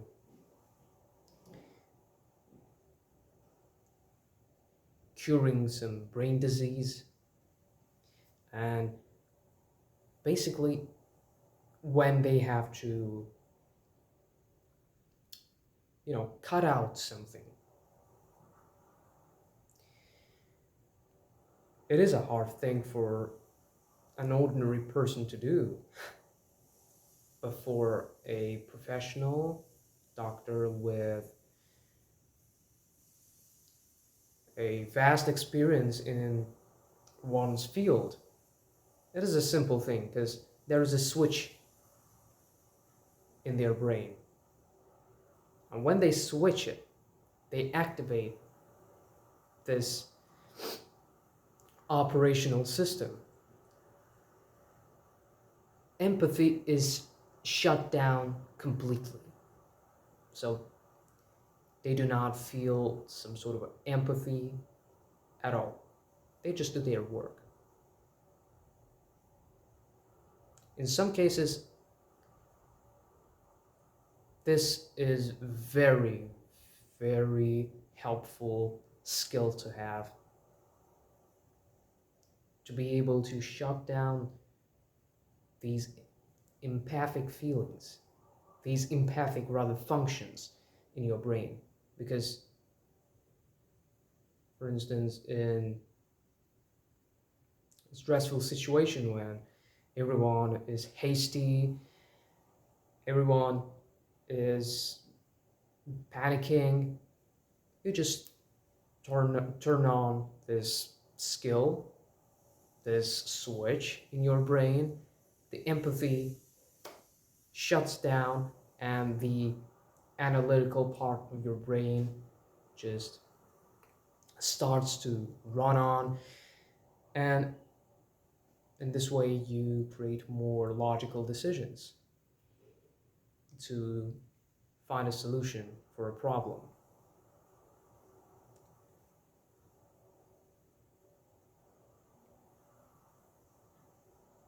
And because of this skill, probably there is a lot of discussion on pharmaceutical area and why it is important to develop that empathy, still maintain contact with that empathy skill for people who work in this field.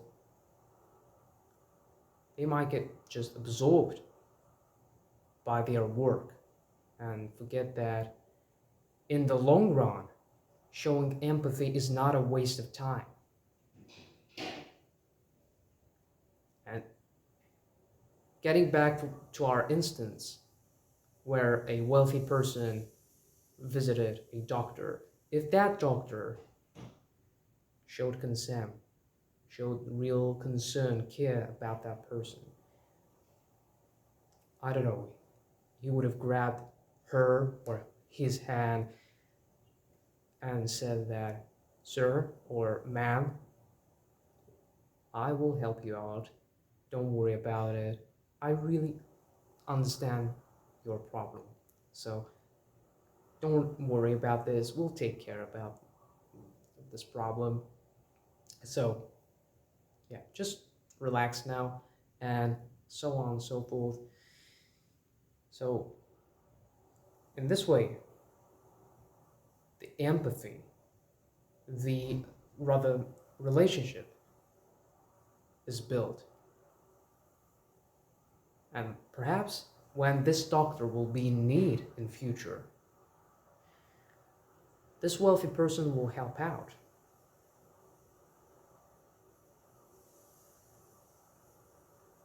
This person will assist that doctor because he or she showed the empathy. The doctor showed empathy.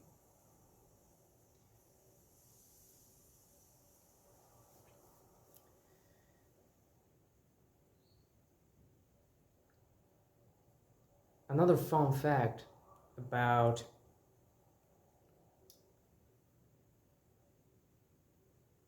the operations or functioning of empathy is based on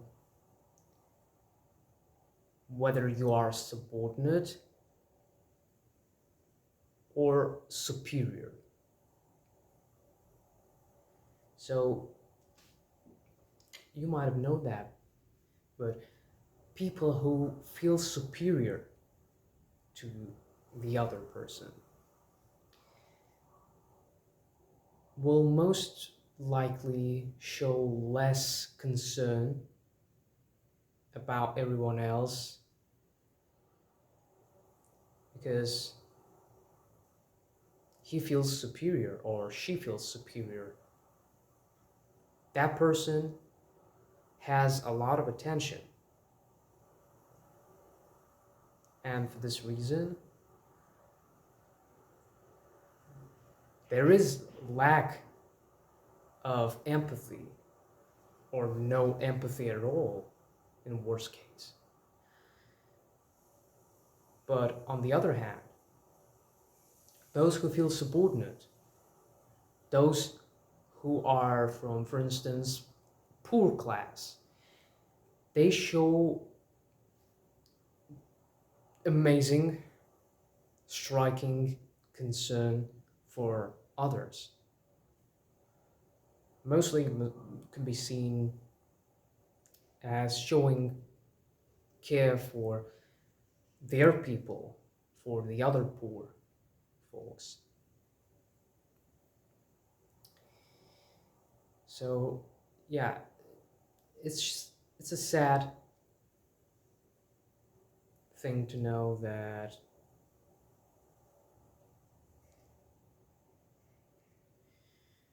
people show all that empathy, show this care, not in the simple way. They do not show concern for free. There has to be some sort of a payment for that, right? And knowing this fact is a pretty crucial one because it shows how our nature is built.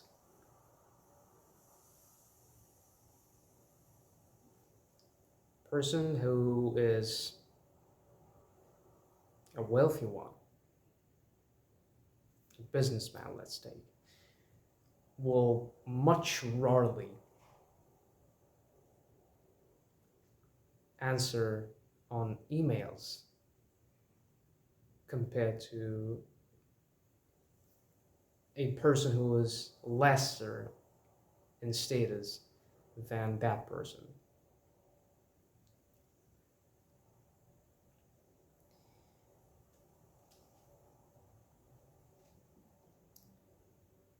So again, subordinates or people who feel subordinate will show a lot more care and concern for others. Superior ones will show less of that concern, will show less of empathy. But it might not be even a case, because as we will discuss in the next chapter, there could be leaders, there could be people who are superior, but still show great empathy and balance with that empathy. They balance that empathy with focus on a mission, with focus on their work. So this was initially, again, third chapter, but now it's fifth chapter, and it was about empathy.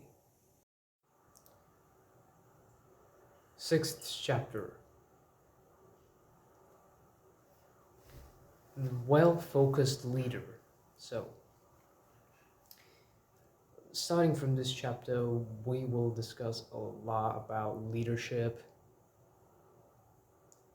and how exactly a great way of being a leader looks like. So, as we enter into the threshold of leadership, first thing we have to know is that, of course, we have responsibilities as leaders. So, there are countless responsibilities, right? When it comes to focus, there is another responsibility for a leader. It is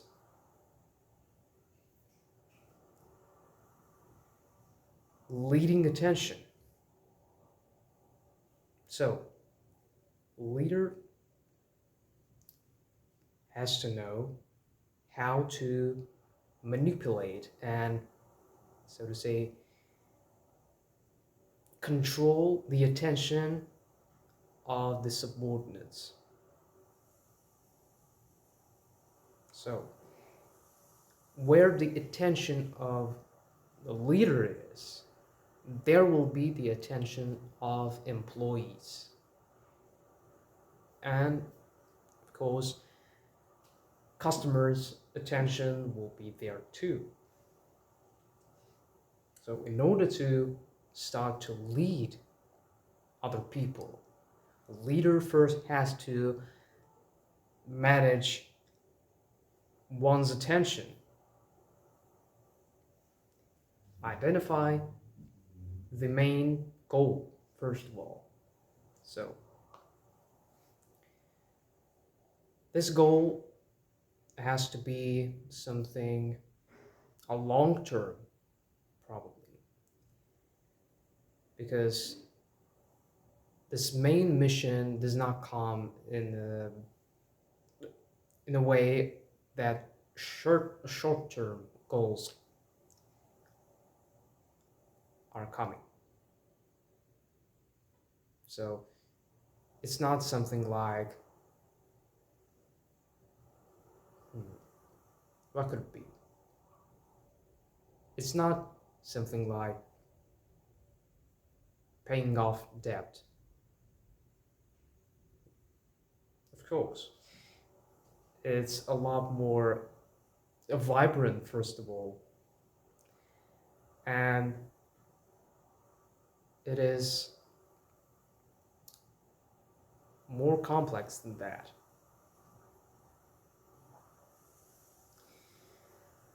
So, the first step of leading attention is to know what is the mission, to focus one's attention on the mission. After that, the second step of leading attention is attracting others. Attracting other people into your company by sharing with your vision, by telling them your story. A leader has to be a great storyteller in order to attract others. Our attention is drawn to something meaningful and to something lurid. So, if you tell a great story, if you have a great vision that perhaps you want to affect environment in some positive way, that you want to help out a poor nation, it'll be attractive. It will attract many people to enter into your business or company. And after that, after you have attracted folks, you maintain that focus. You maintain connection to your vision, and thus you sustain the attention of your employees and your customers on that mission.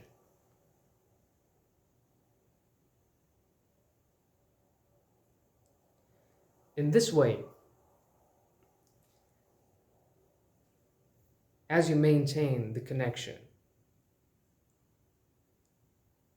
to your mission, it's not only yours actually, it's the mission of your company. That includes you, your employees, and your customers. So, as you maintain that connection,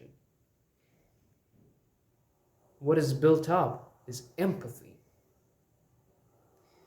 There is empathic, somewhat fuel for everyone, because everyone has the same goal, everyone has the same mission to accomplish, so creates a great atmosphere for everyone to sustain their attention on achieving that task.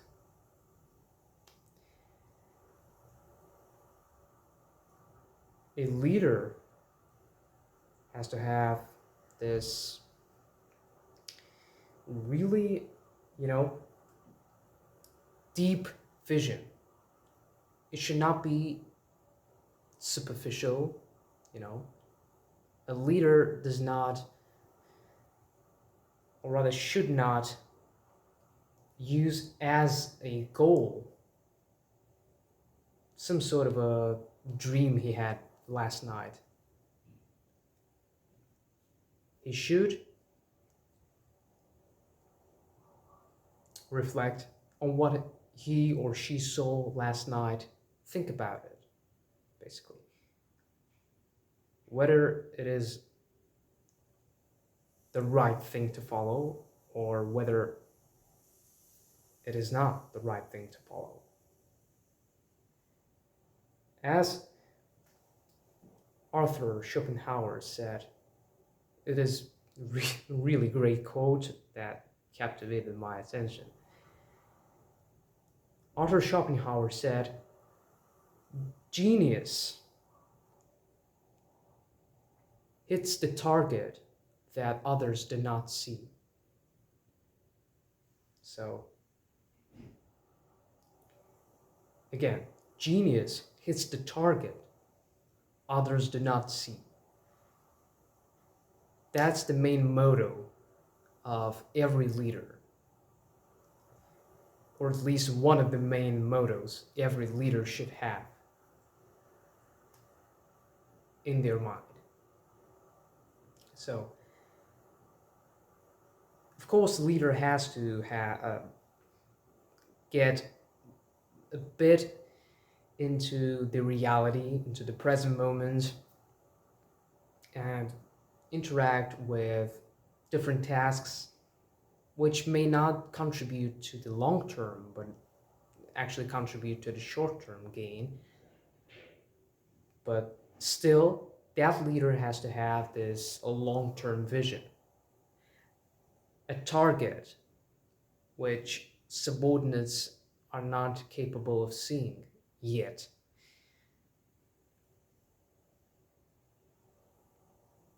So, in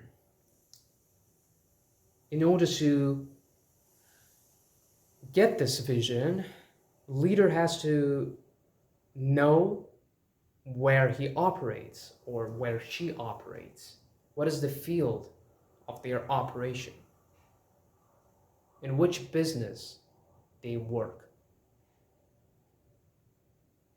And know the systems, of course, which we talked about in the bigger context chapter.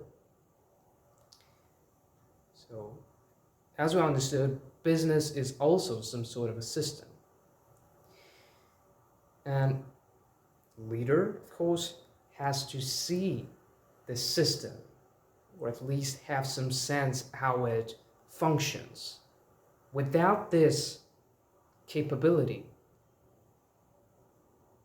the business is turned into dust. It won't operate well because there is no deep vision, there is no wisdom, some sort, for company to function further. And this demands an hour focus from leader. There is a requirement from leader to have outer focus. That means to shift focus from one point to another. From one point in the present moment to the next point, which is a bit farther from the present moment.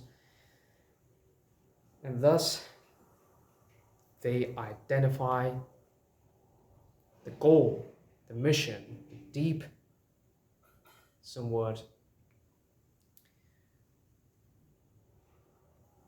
wisdomous or wise goal, which is interesting to achieve, or rather, it is interesting to follow a path towards achievement of that goal. And as someone identifies this mission, now there has to be some strategy and tactics for achievement of that goal. So strategy and tactic, these are different things. Strategy is somewhat a main objective, a main somewhat pattern of, or rather, let's put it in that way.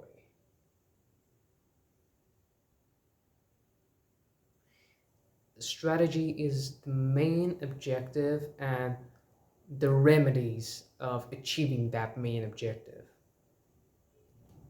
Tactic, on the other hand, is the current mission. The current mission and, of course, the remedies of achieving that current mission. Tact, imagine a circle and the bigger circle. The bigger circle is the strategy, and the first circle, which is in that large circle, is tactic. So the whole path is strategy, while some sections of that path are tactics. And why did I describe all of that? You would ask, well, it appears to be that there are two types of strategies which different leaders apply in their work. So it is rather focus strategies, and there are two types of those focuses. One is called exploitation and the other is called exploration. So exploitation and exploration. Exploitation, what is it? You would ask. Exploitation is rehearsal and strengthening of some practice, for instance. You just practice something for a long time and try to strengthen it. So remember how expert functioned. It is somewhat a similar way of interacting with practice. So as you apply this type of a focus to your strategy, you do the same practice but try to better each time that practice. Exploration, on the other hand, is exploring, finding new ways of doing something, new practices, and all that stuff.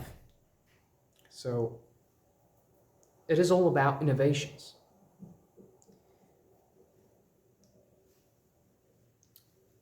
Exploitation is a safe way of playing the game, while exploration is a more riskier way of playing the game, because now you are basically leaving your zone of comfort. You are not familiar with some practice. And for this reason, a bit of a science, there is more effort in your mind. There is more of a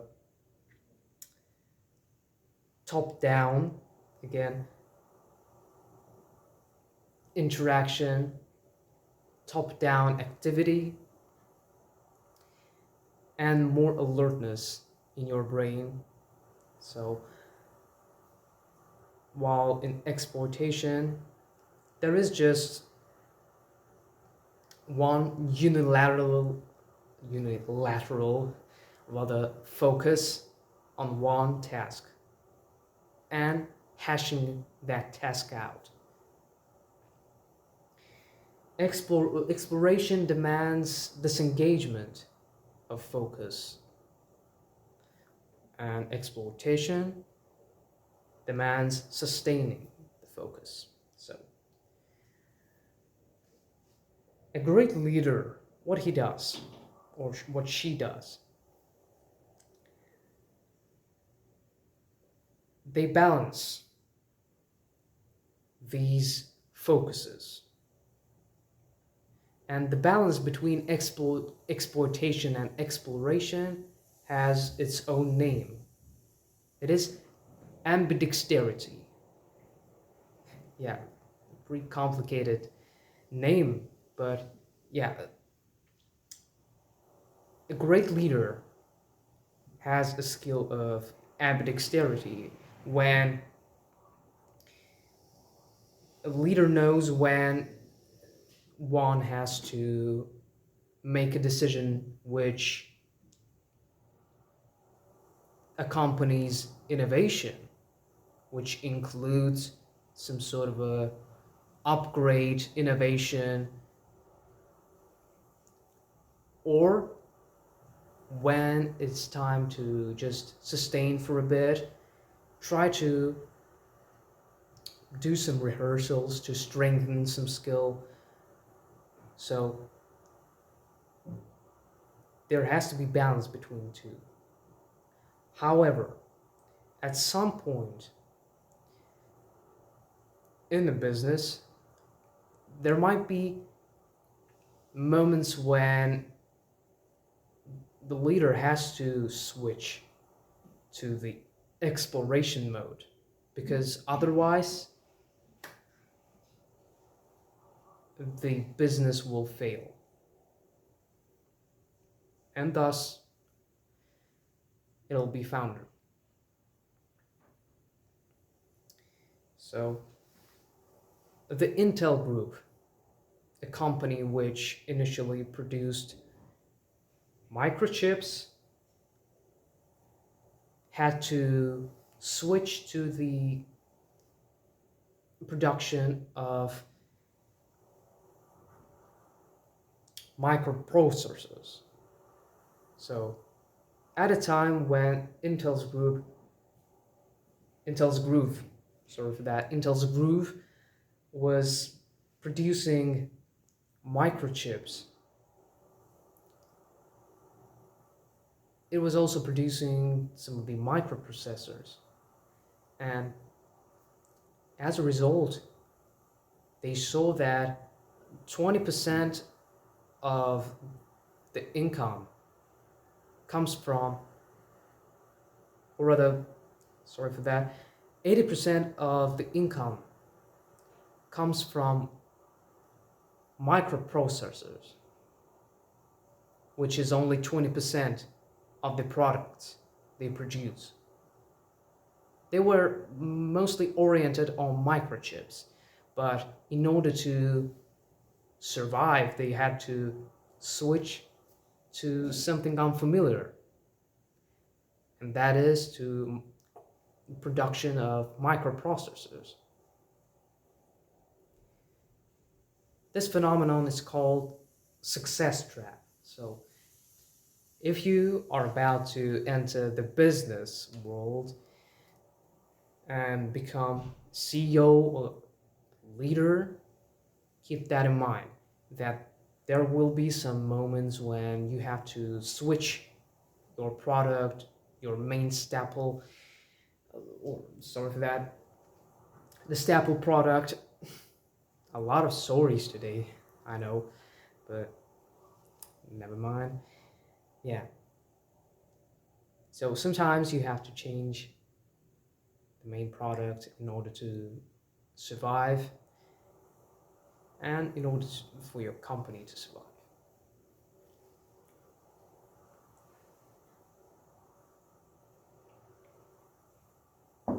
So next, we have another section in this chapter which is about different types of focuses a leader has to switch constantly. and have this capability of switching from focus on a mission, for instance, to the empathy. And there are some issues with that because too focused leaders, I mean, leaders who are too focused on achieving a mission, they might become pace setters. Pace setting is not a very good way of leading because now you just focus on doing the mission. You have this just do it mindset, or rather, just get it done mindset, and you are not really concerned about the morals and other people. You just want to get the task done, and that's all. Because, and now we'll get a little bit scientific, there are some brain circuitries which share the same space in our brain. So the circuitries which stand for our focus on a mission and showing empathy share the same space.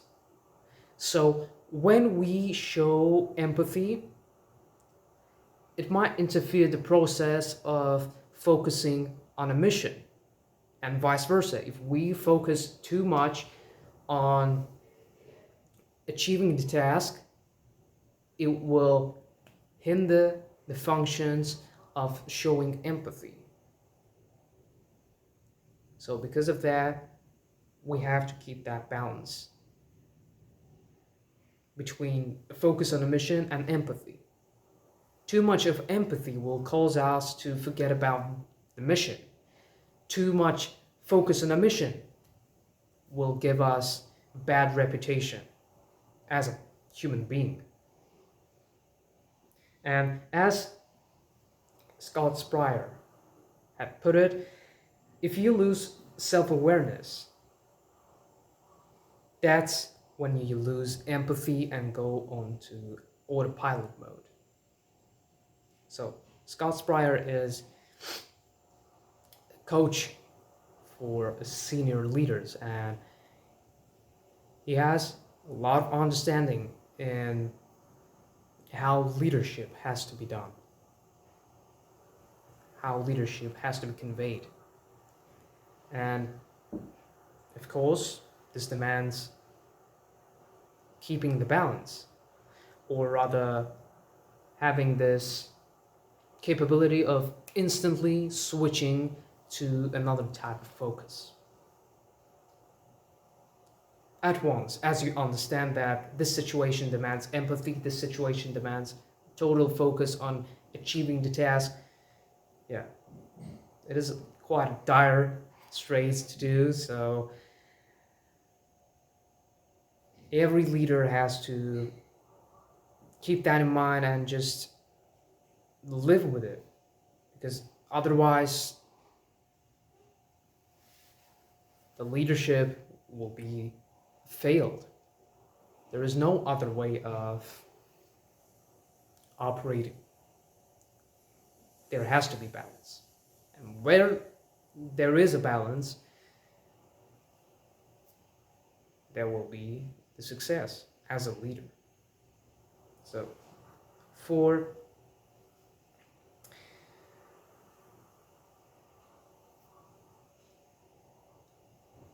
lowering the odds of basically failing to balance, to instantly switch from one focus to another, there is an antidote of some kind for this issue. And the antidote, first of all, includes developing self-awareness. So you have to be aware of your emotions and where your thoughts are. And with self-awareness, you are aware also of what's going on in your environment. You instantly perceive every message from facial expressions of your employees to some gut feelings that this is right or this is wrong, and you act upon it. And the other thing is realizing that one needs to listen, motivate, and influence. So the leader has to keep in mind this motto that he or she has to motivate employees and customers, influence and motivate them in order to bring success to the company. That's the way the leader functions, basically. So this was about the switching the focuses, which is one of the fundamental and critical skills that leader has to have. And what do you think makes a good leader? What do you think makes a great leader, actually? So now we will delve deeper into that topic. Sorry for the background noise if you hear that. So, actually, a smart leader who is aware of one's weaknesses and one's strengths will surround oneself with employees who complement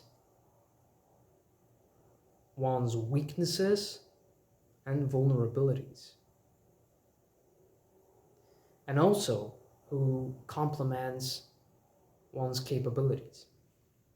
So a leader has understanding that he or she is quite poor at finances, at accounting, for instance. Okay, now that the leader has this understanding, the leader will search for employees who are good at accounting, and thus the weakness is evaporated. Now there is someone to fill that gap with, this gap of lacking in accounting. This was the most, simple example for this statement. So, leader is self-aware, again, aware of pros and cons, and a smart leader will just take that information and use it in the way of employing workers and customers. So,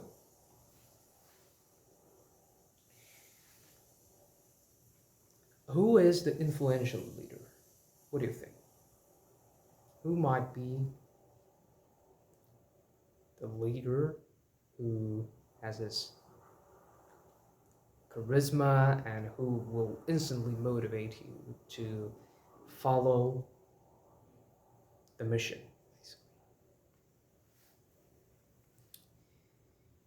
So, an influential leader, first of all,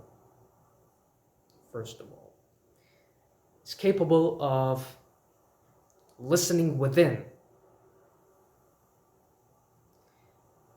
As the leader listens within, he understands or she understands the mission, the values their company has.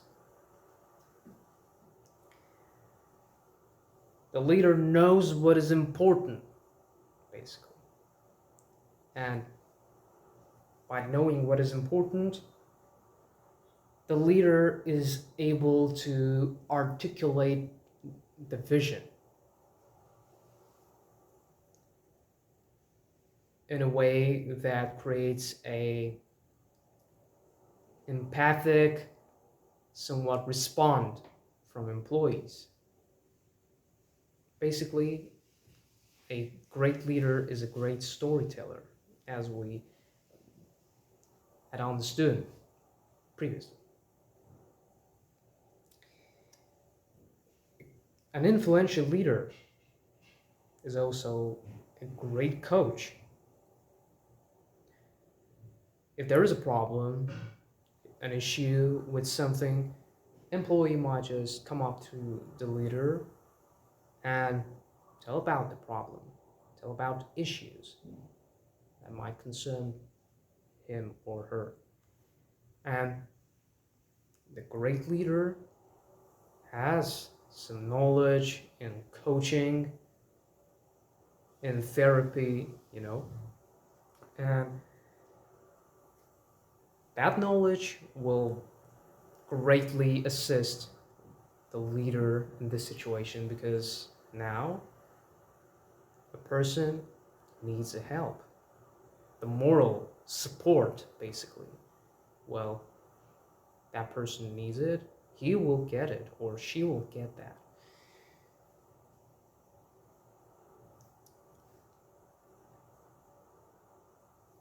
Leader has this role of therapist, basically. And also accountant, a role of a mini president. So there are countless roles for leader to have, and one of the essential ones is being a coach or a therapist, a semi-therapist. Of course, listening to others and being collaborative is also key for good leadership. If there is no collaborative atmosphere in the company, because leader is not collaborative, because leader is perhaps too egotistical, too concerned about oneself rather than the others, then of course everything will be not so great for the leader and for the company. And because of that, listening to others, to the ideas others may present,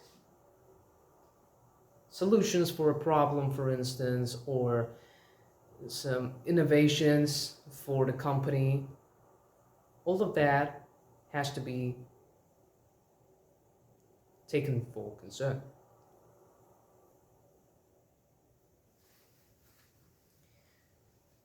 And the last aspect of the influential leader is, what do you think? So think about it for a second. What is the last aspect which any, or rather every great leader has to have? So the first one was being aware of the mission, knowing what is important, and conveying that idea. The second aspect was being a coach or a therapist of some kind. The third aspect was listening to others and being collaborative. So the fourth one is, think about it.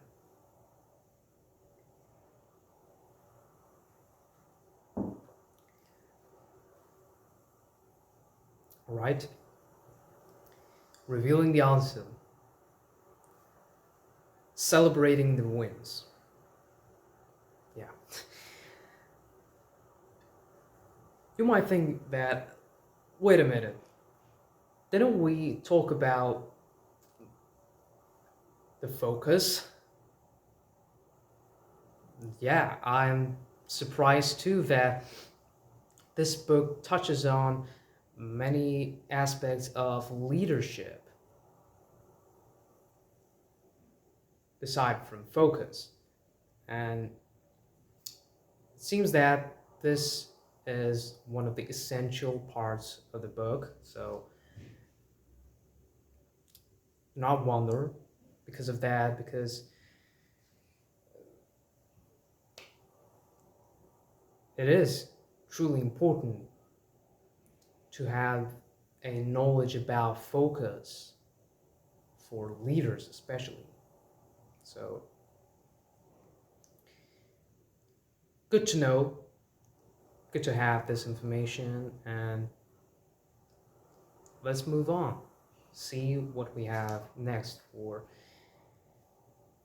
leadership.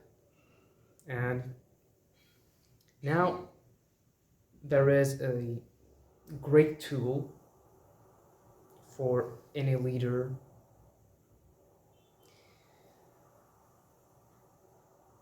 It is somewhat akin to being able to read the body language and the facial expressions. It is consistent. It rather consists of these skills of reading facial expressions, sensing the tone of voice, and that skill is known as the emotional aperture. So, the emotional aperture is basically seeing the subtle cues in people, that is, facial expressions, tone of voice, and by seeing these cues, identifying the attitude. So, imagine that there have been a presentation of some kind. And after that presentation, you just want to know what your employees think about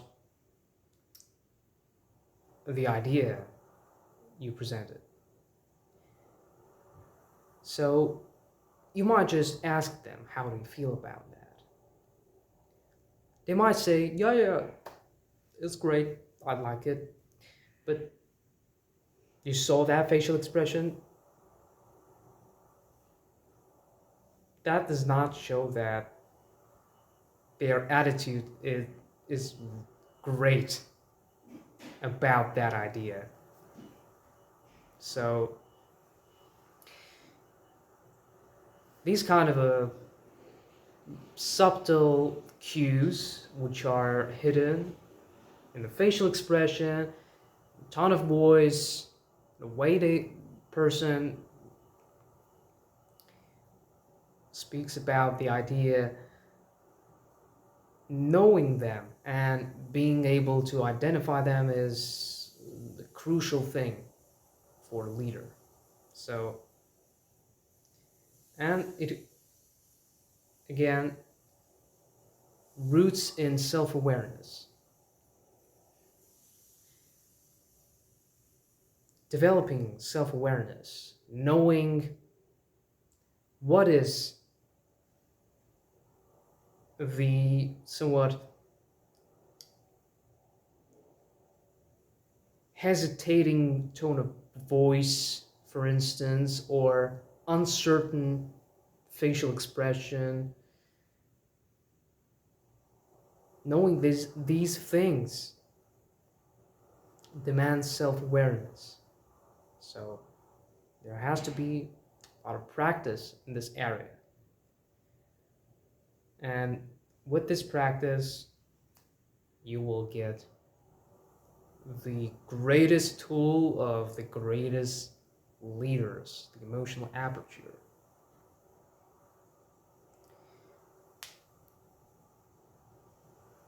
Also, there is a list of things that might help a leader to become the first class noticer. So, in order to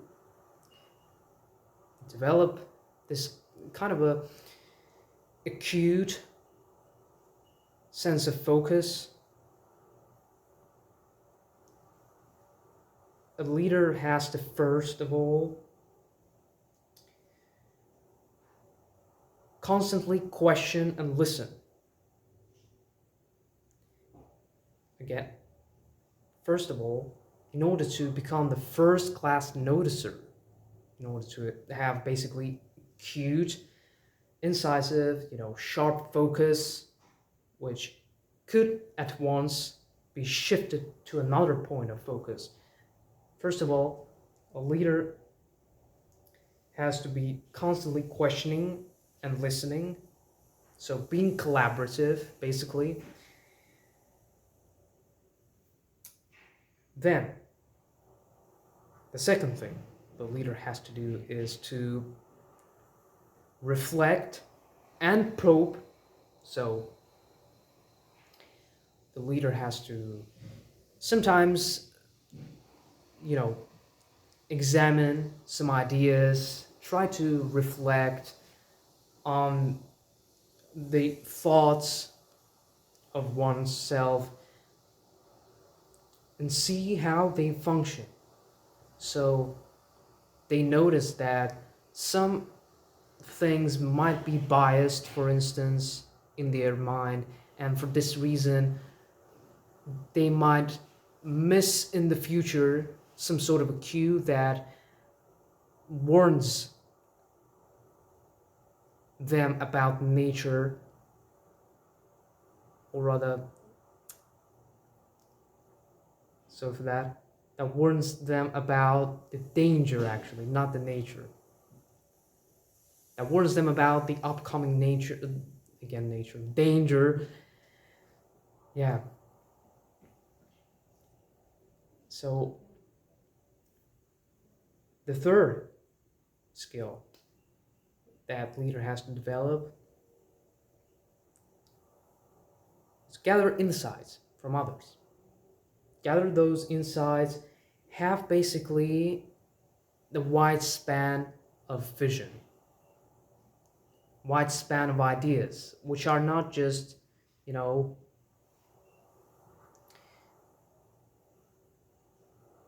constrained in some way or restricted in the capacity. So a leader has to be unbiased thinker, because there might be some unquestioned assumptions, and these assumptions basically might hinder a leader to become the first class noticer. And in order to become the first class noticer, again, first of all, leader has to listen to others and gather the information from others. Also, a leader has to question a lot, question one's assumptions, question one's thoughts, question ideas of others sometimes. Then the leader has to reflect, the leader has to examine, the leader has to probe. And the third thing that leader has to do is to gather insights from others and be collaborative, basically. What you will get from that is smart questioning, first of all. The results are smart questioning, better learning, and somewhat a better radar for upcoming events. So the more you have basically information, the more knowledge you have, the better your predictions might be. The more information you have, again, the better will be your prediction of some upcoming events that might occur suddenly. So these were the key skills that the leader has to have in order to become the first class noticer. So keep those in mind. And now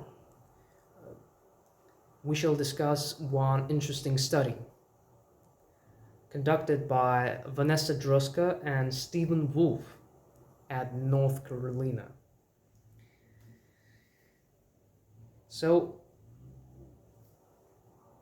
the whole study was about showing how investing some time into basically opening up, having some time to talk basically, will affect the team's performance. So the main hero of this study was Ceramic Elephant. And once one of the team members raised that ceramic elephant,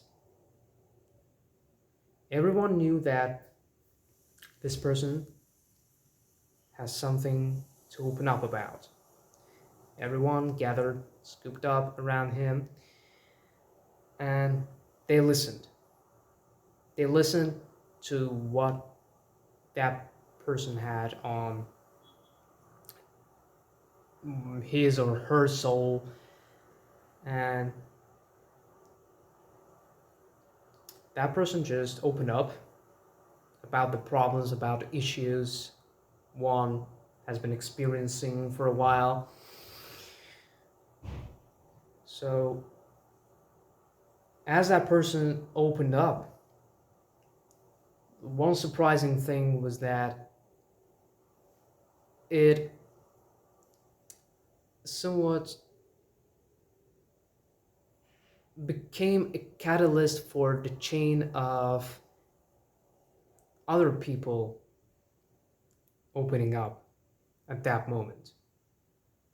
So as one person told story about experiencing some issues, the other person felt free to also open up about one's problems, and then the third one did so, and then the fourth, and then the sixth, and all these people just opened up to each other and felt the sense of safety, the sense of care. All know a great cozy atmosphere. So when a team devotes some time to reflect, to basically learn about themselves something, it will significantly increase the whole performance of the team. Isn't it great? Just by talking to your employees, just as you would with your friends, will advance their performance, and thus the performance of your business, of your company. And Stephen Wolf has said this quote: to harvest collective wisdom of a group, you need to have two things. First of all, it is mindful presence. And the second is a sense of safety. You need a shared model that this is a safe place. People need to feel free to speak out.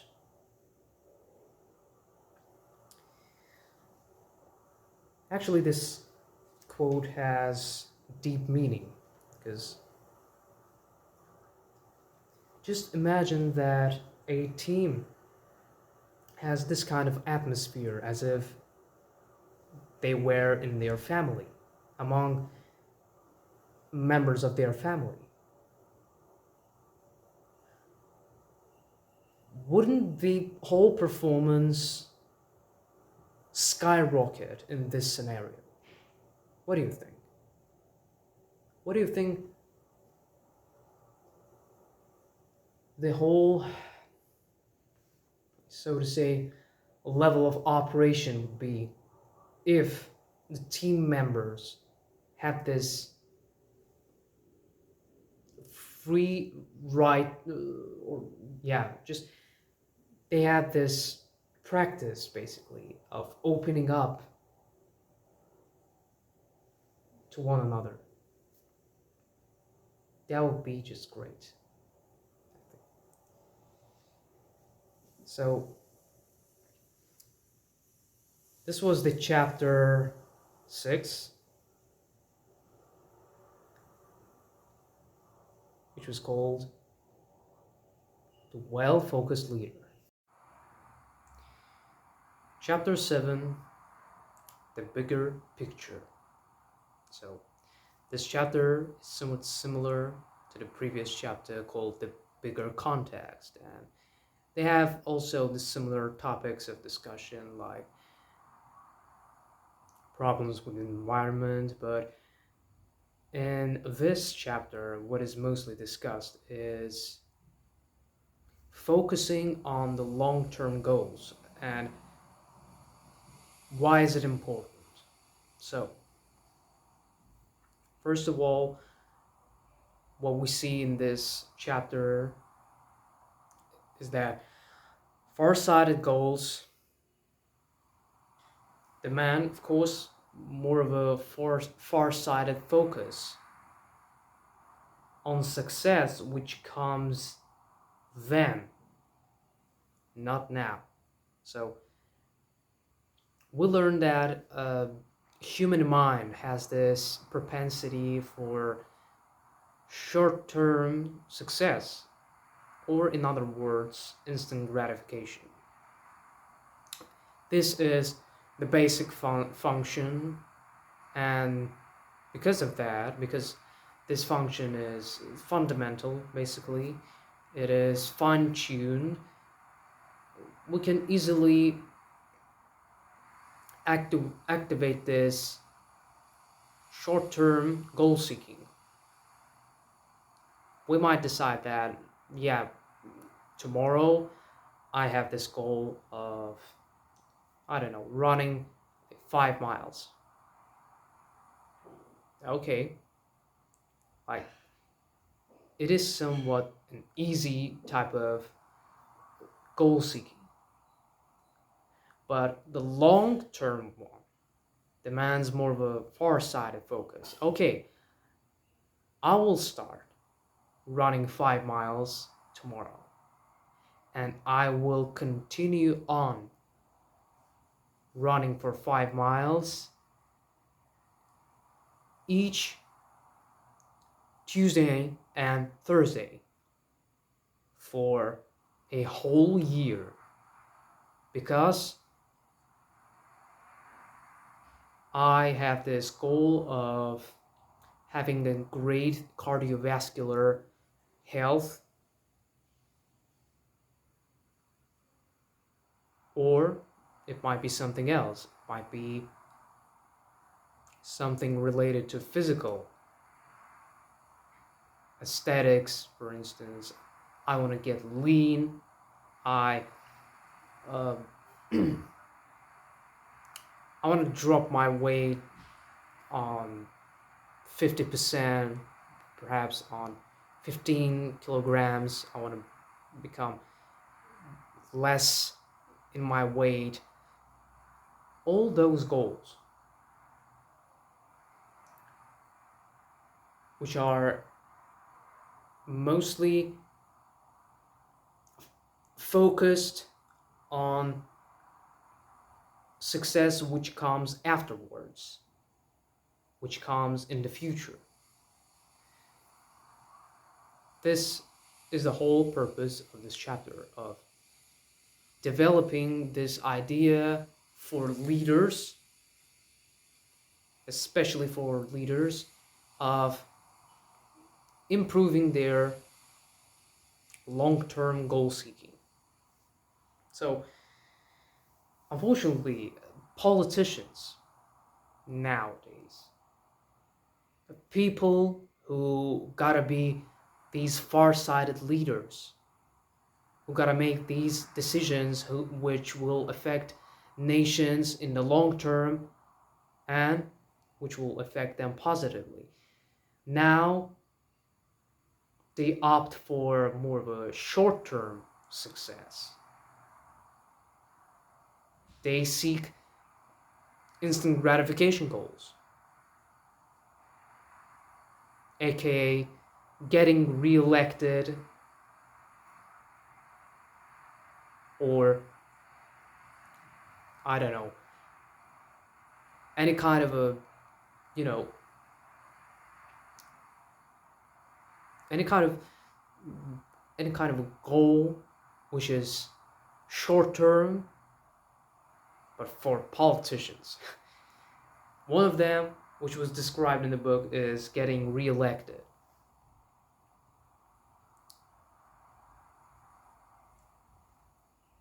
But these people, politicians, they have a lot more bigger vision than we do.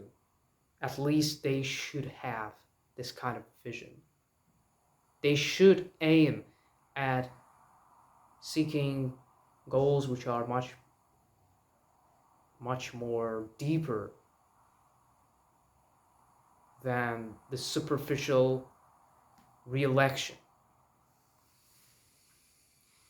Cognitive scientist L.Q. Weber has this great quote, which I'll read for you now.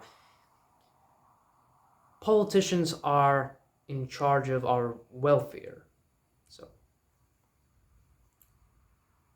it is obvious, and they need to know people will thank them later for a hard decision now.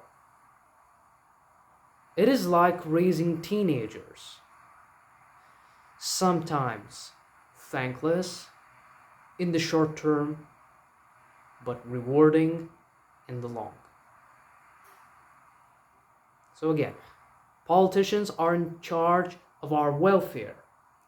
They need to know people will thank them later for a hard decision now.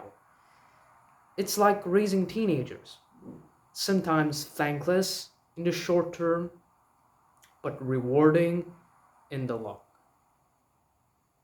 So true. So true, quote, Verily. Yeah. An example of far-sighted politician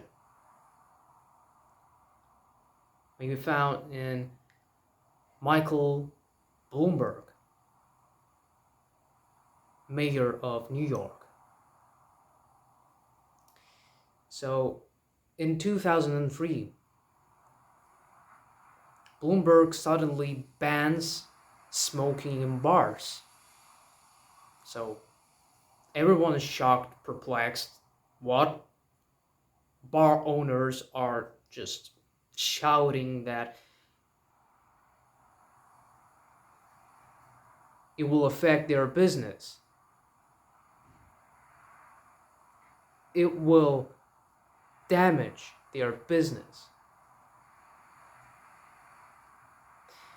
But what Michael Bloomberg said is that you might not like it right now,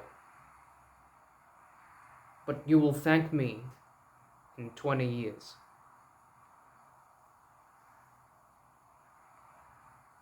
So,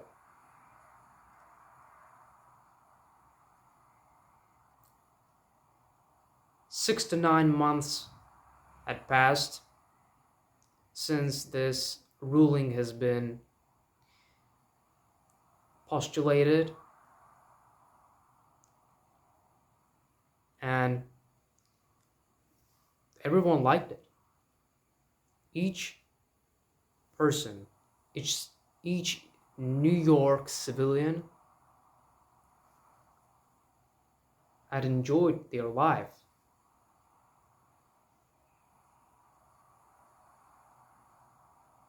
Even thought initially they were shocked.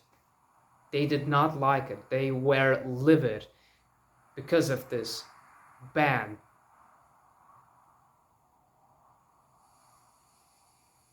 And Bloomberg thought that it will take 20 years for them to get used to that. But you see, we think that initially it is a bad thing. But how short time is needed for us to get used to that new change, which might be negative at first glance or positive. So it is a great example that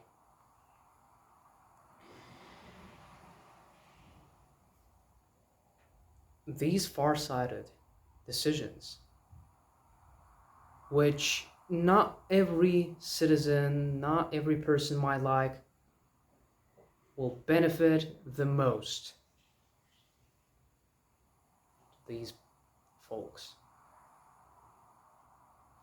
And Bloomberg have proved that by banning smoking in bars. So,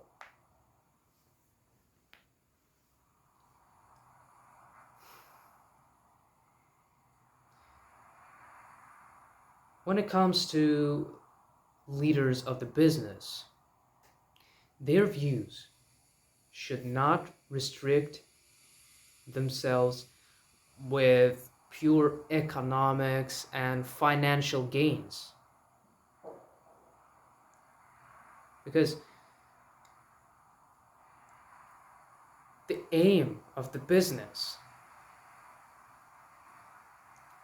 if the business is planned to be prosperous, if it is planned to be notable, it has to be something deeper than that. And it should be obvious. Because the aim of the business is to produce and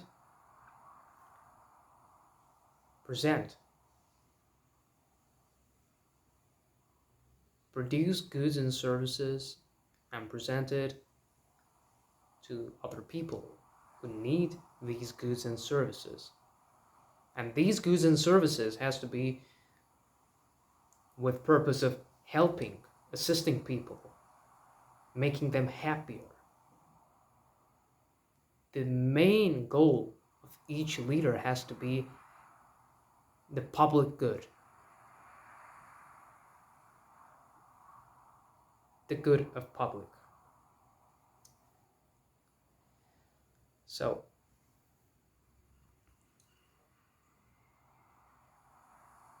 money is not the goal. Money is not the principal reason for business existence. Of course, it is important. Of course, we should not forget about it. That would be too,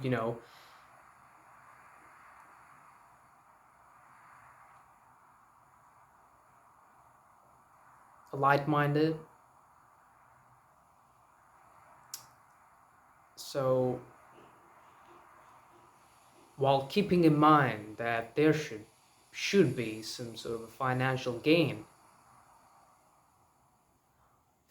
each and every person in business has to remember that their focus has to be centered at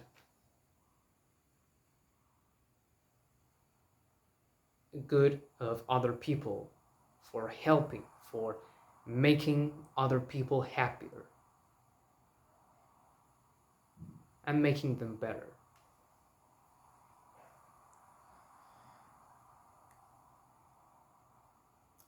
And great leader who has this type of a vision has some, you know, attributes which are registered quite frequently in leaders like that. And more precisely, there are three aspects of great leader. So great leader acts on many levels. So that means great leader has great capability of shifting focus. As we had discussed in the previous chapter, a leader has to be able to switch from, for instance, empathy to focus on the mission, or vice versa, from focus on the mission to empathy, and so on and so forth. Switch between strategies, ambidexterity, between exploitation and exploration. So the leader has to be able to act on many levels. Then, leader also has to solve global problems. That does not mean that he has to become a politician necessarily. So a great leader might be a CEO of a little business which might be working with environment, for instance, or just might do some sort of a job which affects people and the environment in a good way, and thus, even thought the business is relatively small, it solves global problems because the leader of that business is aimed to solve those global problems. And the third aspect is operating with systems. So being aware of systems like environment, economics, what else? Ecology. Knowing how these systems are functioning is very, very important for a leader, for a great leader who wants to have long-lasting contribution, basically.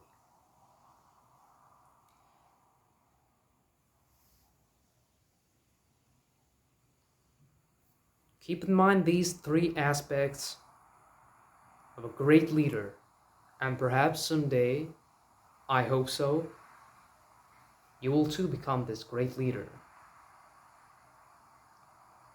You might even start this process right now, just by sitting and thinking how you can make a contribution that will affect others and the environment positively. So,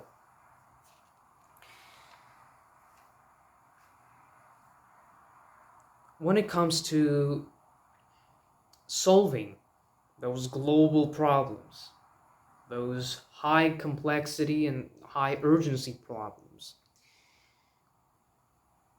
what leader has to have is, first of all, self-awareness. Again, I think there is no need anymore for analysis of this aspect. You understand probably that self-awareness is really important for leaders and for ordinary people to have a great, happy life. So we'll move on to the second aspect, which is empathy and compassion. So when a great leader solves problems, which are more of a global ones, he does not think about personal benefit.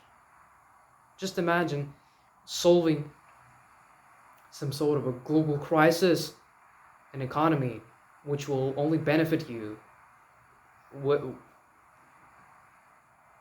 in a way that all the wealth will be in your hands and everyone else will be poor. So it is crazy, and for this reason it is logical that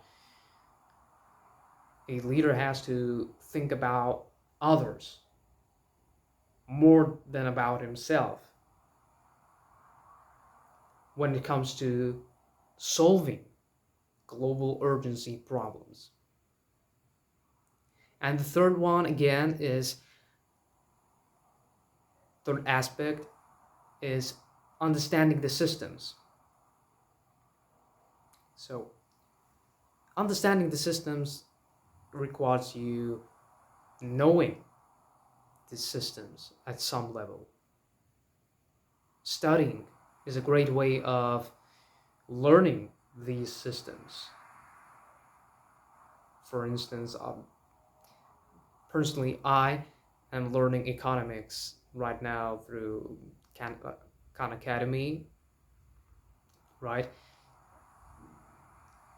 Even thought I do not have access for other courses on economics, I still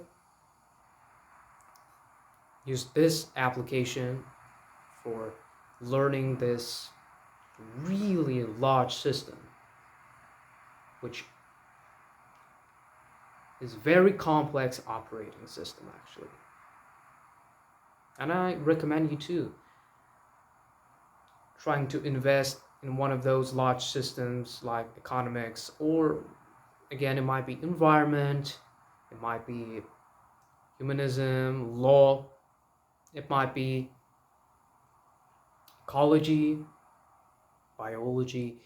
Just invest in those and you will understand the system. You'll start becoming a system thinker. Remember those? So when we talked about the bigger context, that's when we first met with this term of systems and systems thinking. So in order to understand the errors of the system and work for betterment of the system, first of all, you have to know exactly, or at least have some basic fundamental knowledge about the system. And for this reason, I encourage you to start investing more into those fields which you were considering as systems and were interested in learning about. So there is a quote from Peter Senge, a teacher in MIT on management. So Peter Senge says, essentials to understand systems is your time horizon. If it is too short, you will ignore essential feedback loops and come up with short-term fixes that won't work in the long. But If that horizon is long enough, you will have a chance of seeing more of the key systems at play.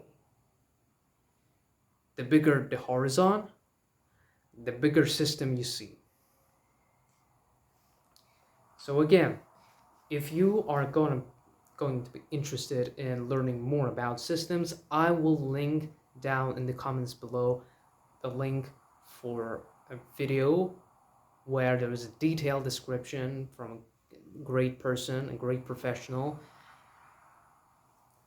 and you might just watch this whole video where he describes in little nuances in a way that everyone could understand the systems. Basically, it touches on the real politics, it touches a little bit on esoteric stuff sometimes, but the whole interpretation of the idea about systems thinking is great. So yeah, really recommend subscribing to the channel of that person, and of course we're gonna get benefit from that video too. So the largest lenses of our focus, what do you think those lenses might consist of? Because this book gives somewhat a conception about those aspects of large lenses, which are basically three aspects. It is a global system. These lenses basically consist of seeing global systems, understanding them, considering needs for everyone. So great empathy, empathy and compassion.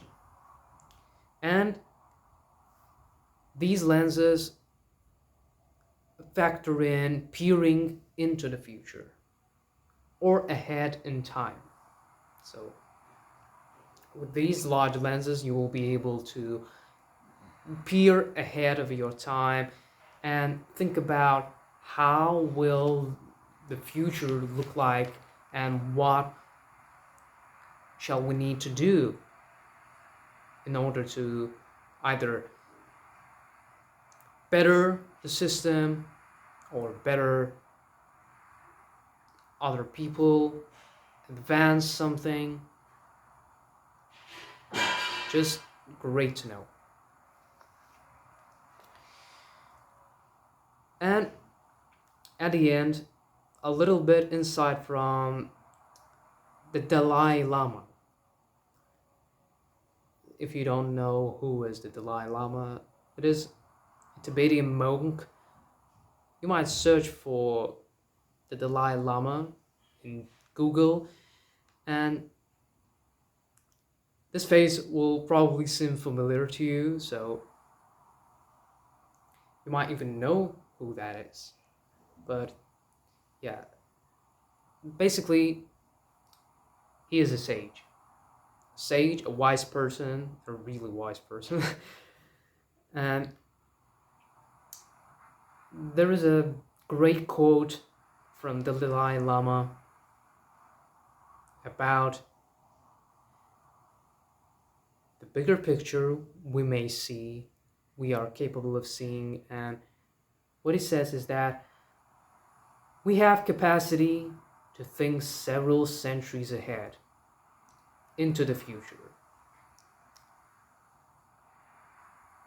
Start the task even if it will not be fulfilled in your lifetime. This generation has responsibility to reshape the world. If we make an effort, it may be possible to achieve. Even if it seems hopeless now, never give up. Offer a positive vision with enthusiasm and joy. And an optimistic outlook. So this was somewhat a motivation from the Dalai Lama. Keep that in mind. You might just note this whole quote for yourself. Might even show you for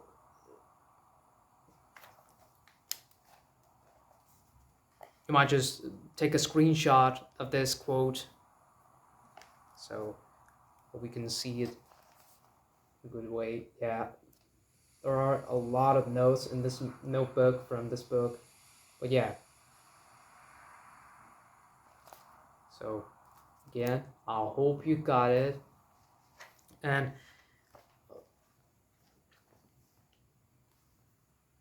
for the last part, there are some questions for assessment of goals, basically, from the Dalai Lama. How wide is the span of time and the span of basically people whom you will affect by achieving that goal? So the first question for this assessment is it just for me or for others? Then, for the benefit of few or many? And the last question, for now or for the future? So again, first question, is this just for me or for others? The second, for the benefit of few or many? And the third, for now or for the future? By asking these questions, when you set some sort of a goal and you think of it, or you aim at least to make it a long-term goal, by asking these questions, you will most likely estimate whether it is long-term or not. And in conclusion, I'm gonna say that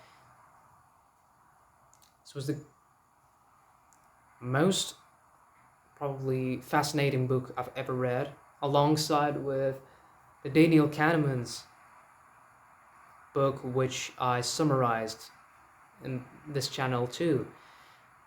A 3 hours long video. Yeah. This one will probably too be 3 hours long or even more.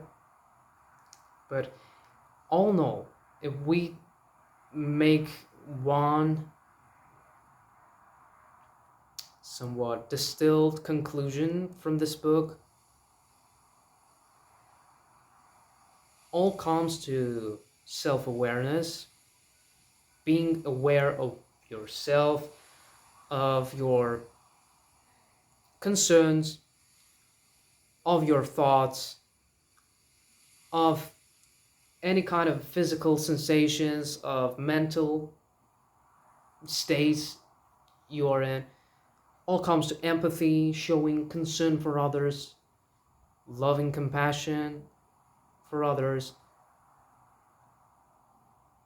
will provide you with happy life, which is also compounded with self-awareness, which is even greater happiness for a person.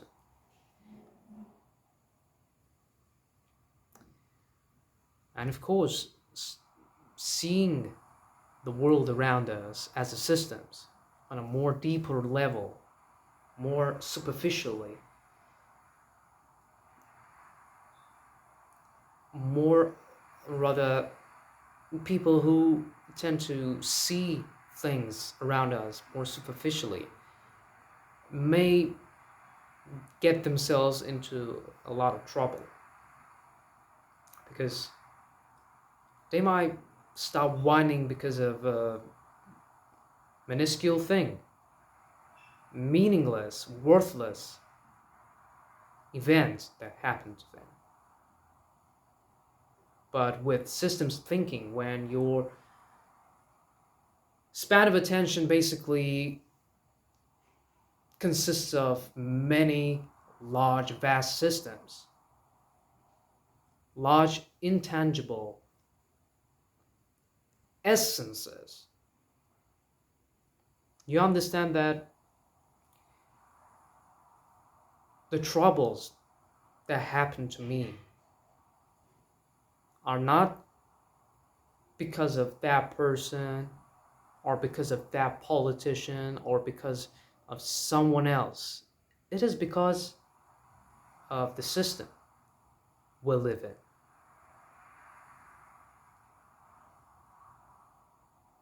It's the nature. So yeah, enjoyed, very enjoyed recording this video for you, my friend. So again, thanks a lot for your attention. Really, really appreciate it. I hope you have gained knowledge about the focus, the knowledge you wanted to get from this video. And let's think more about the future. Let's think about long-term goals, how to set them in order to, support each other and really make ourselves happier, make the world happier.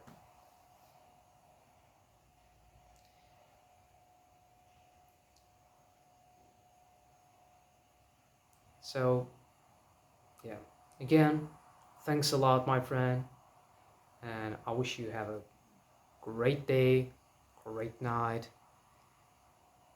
and prosperous life.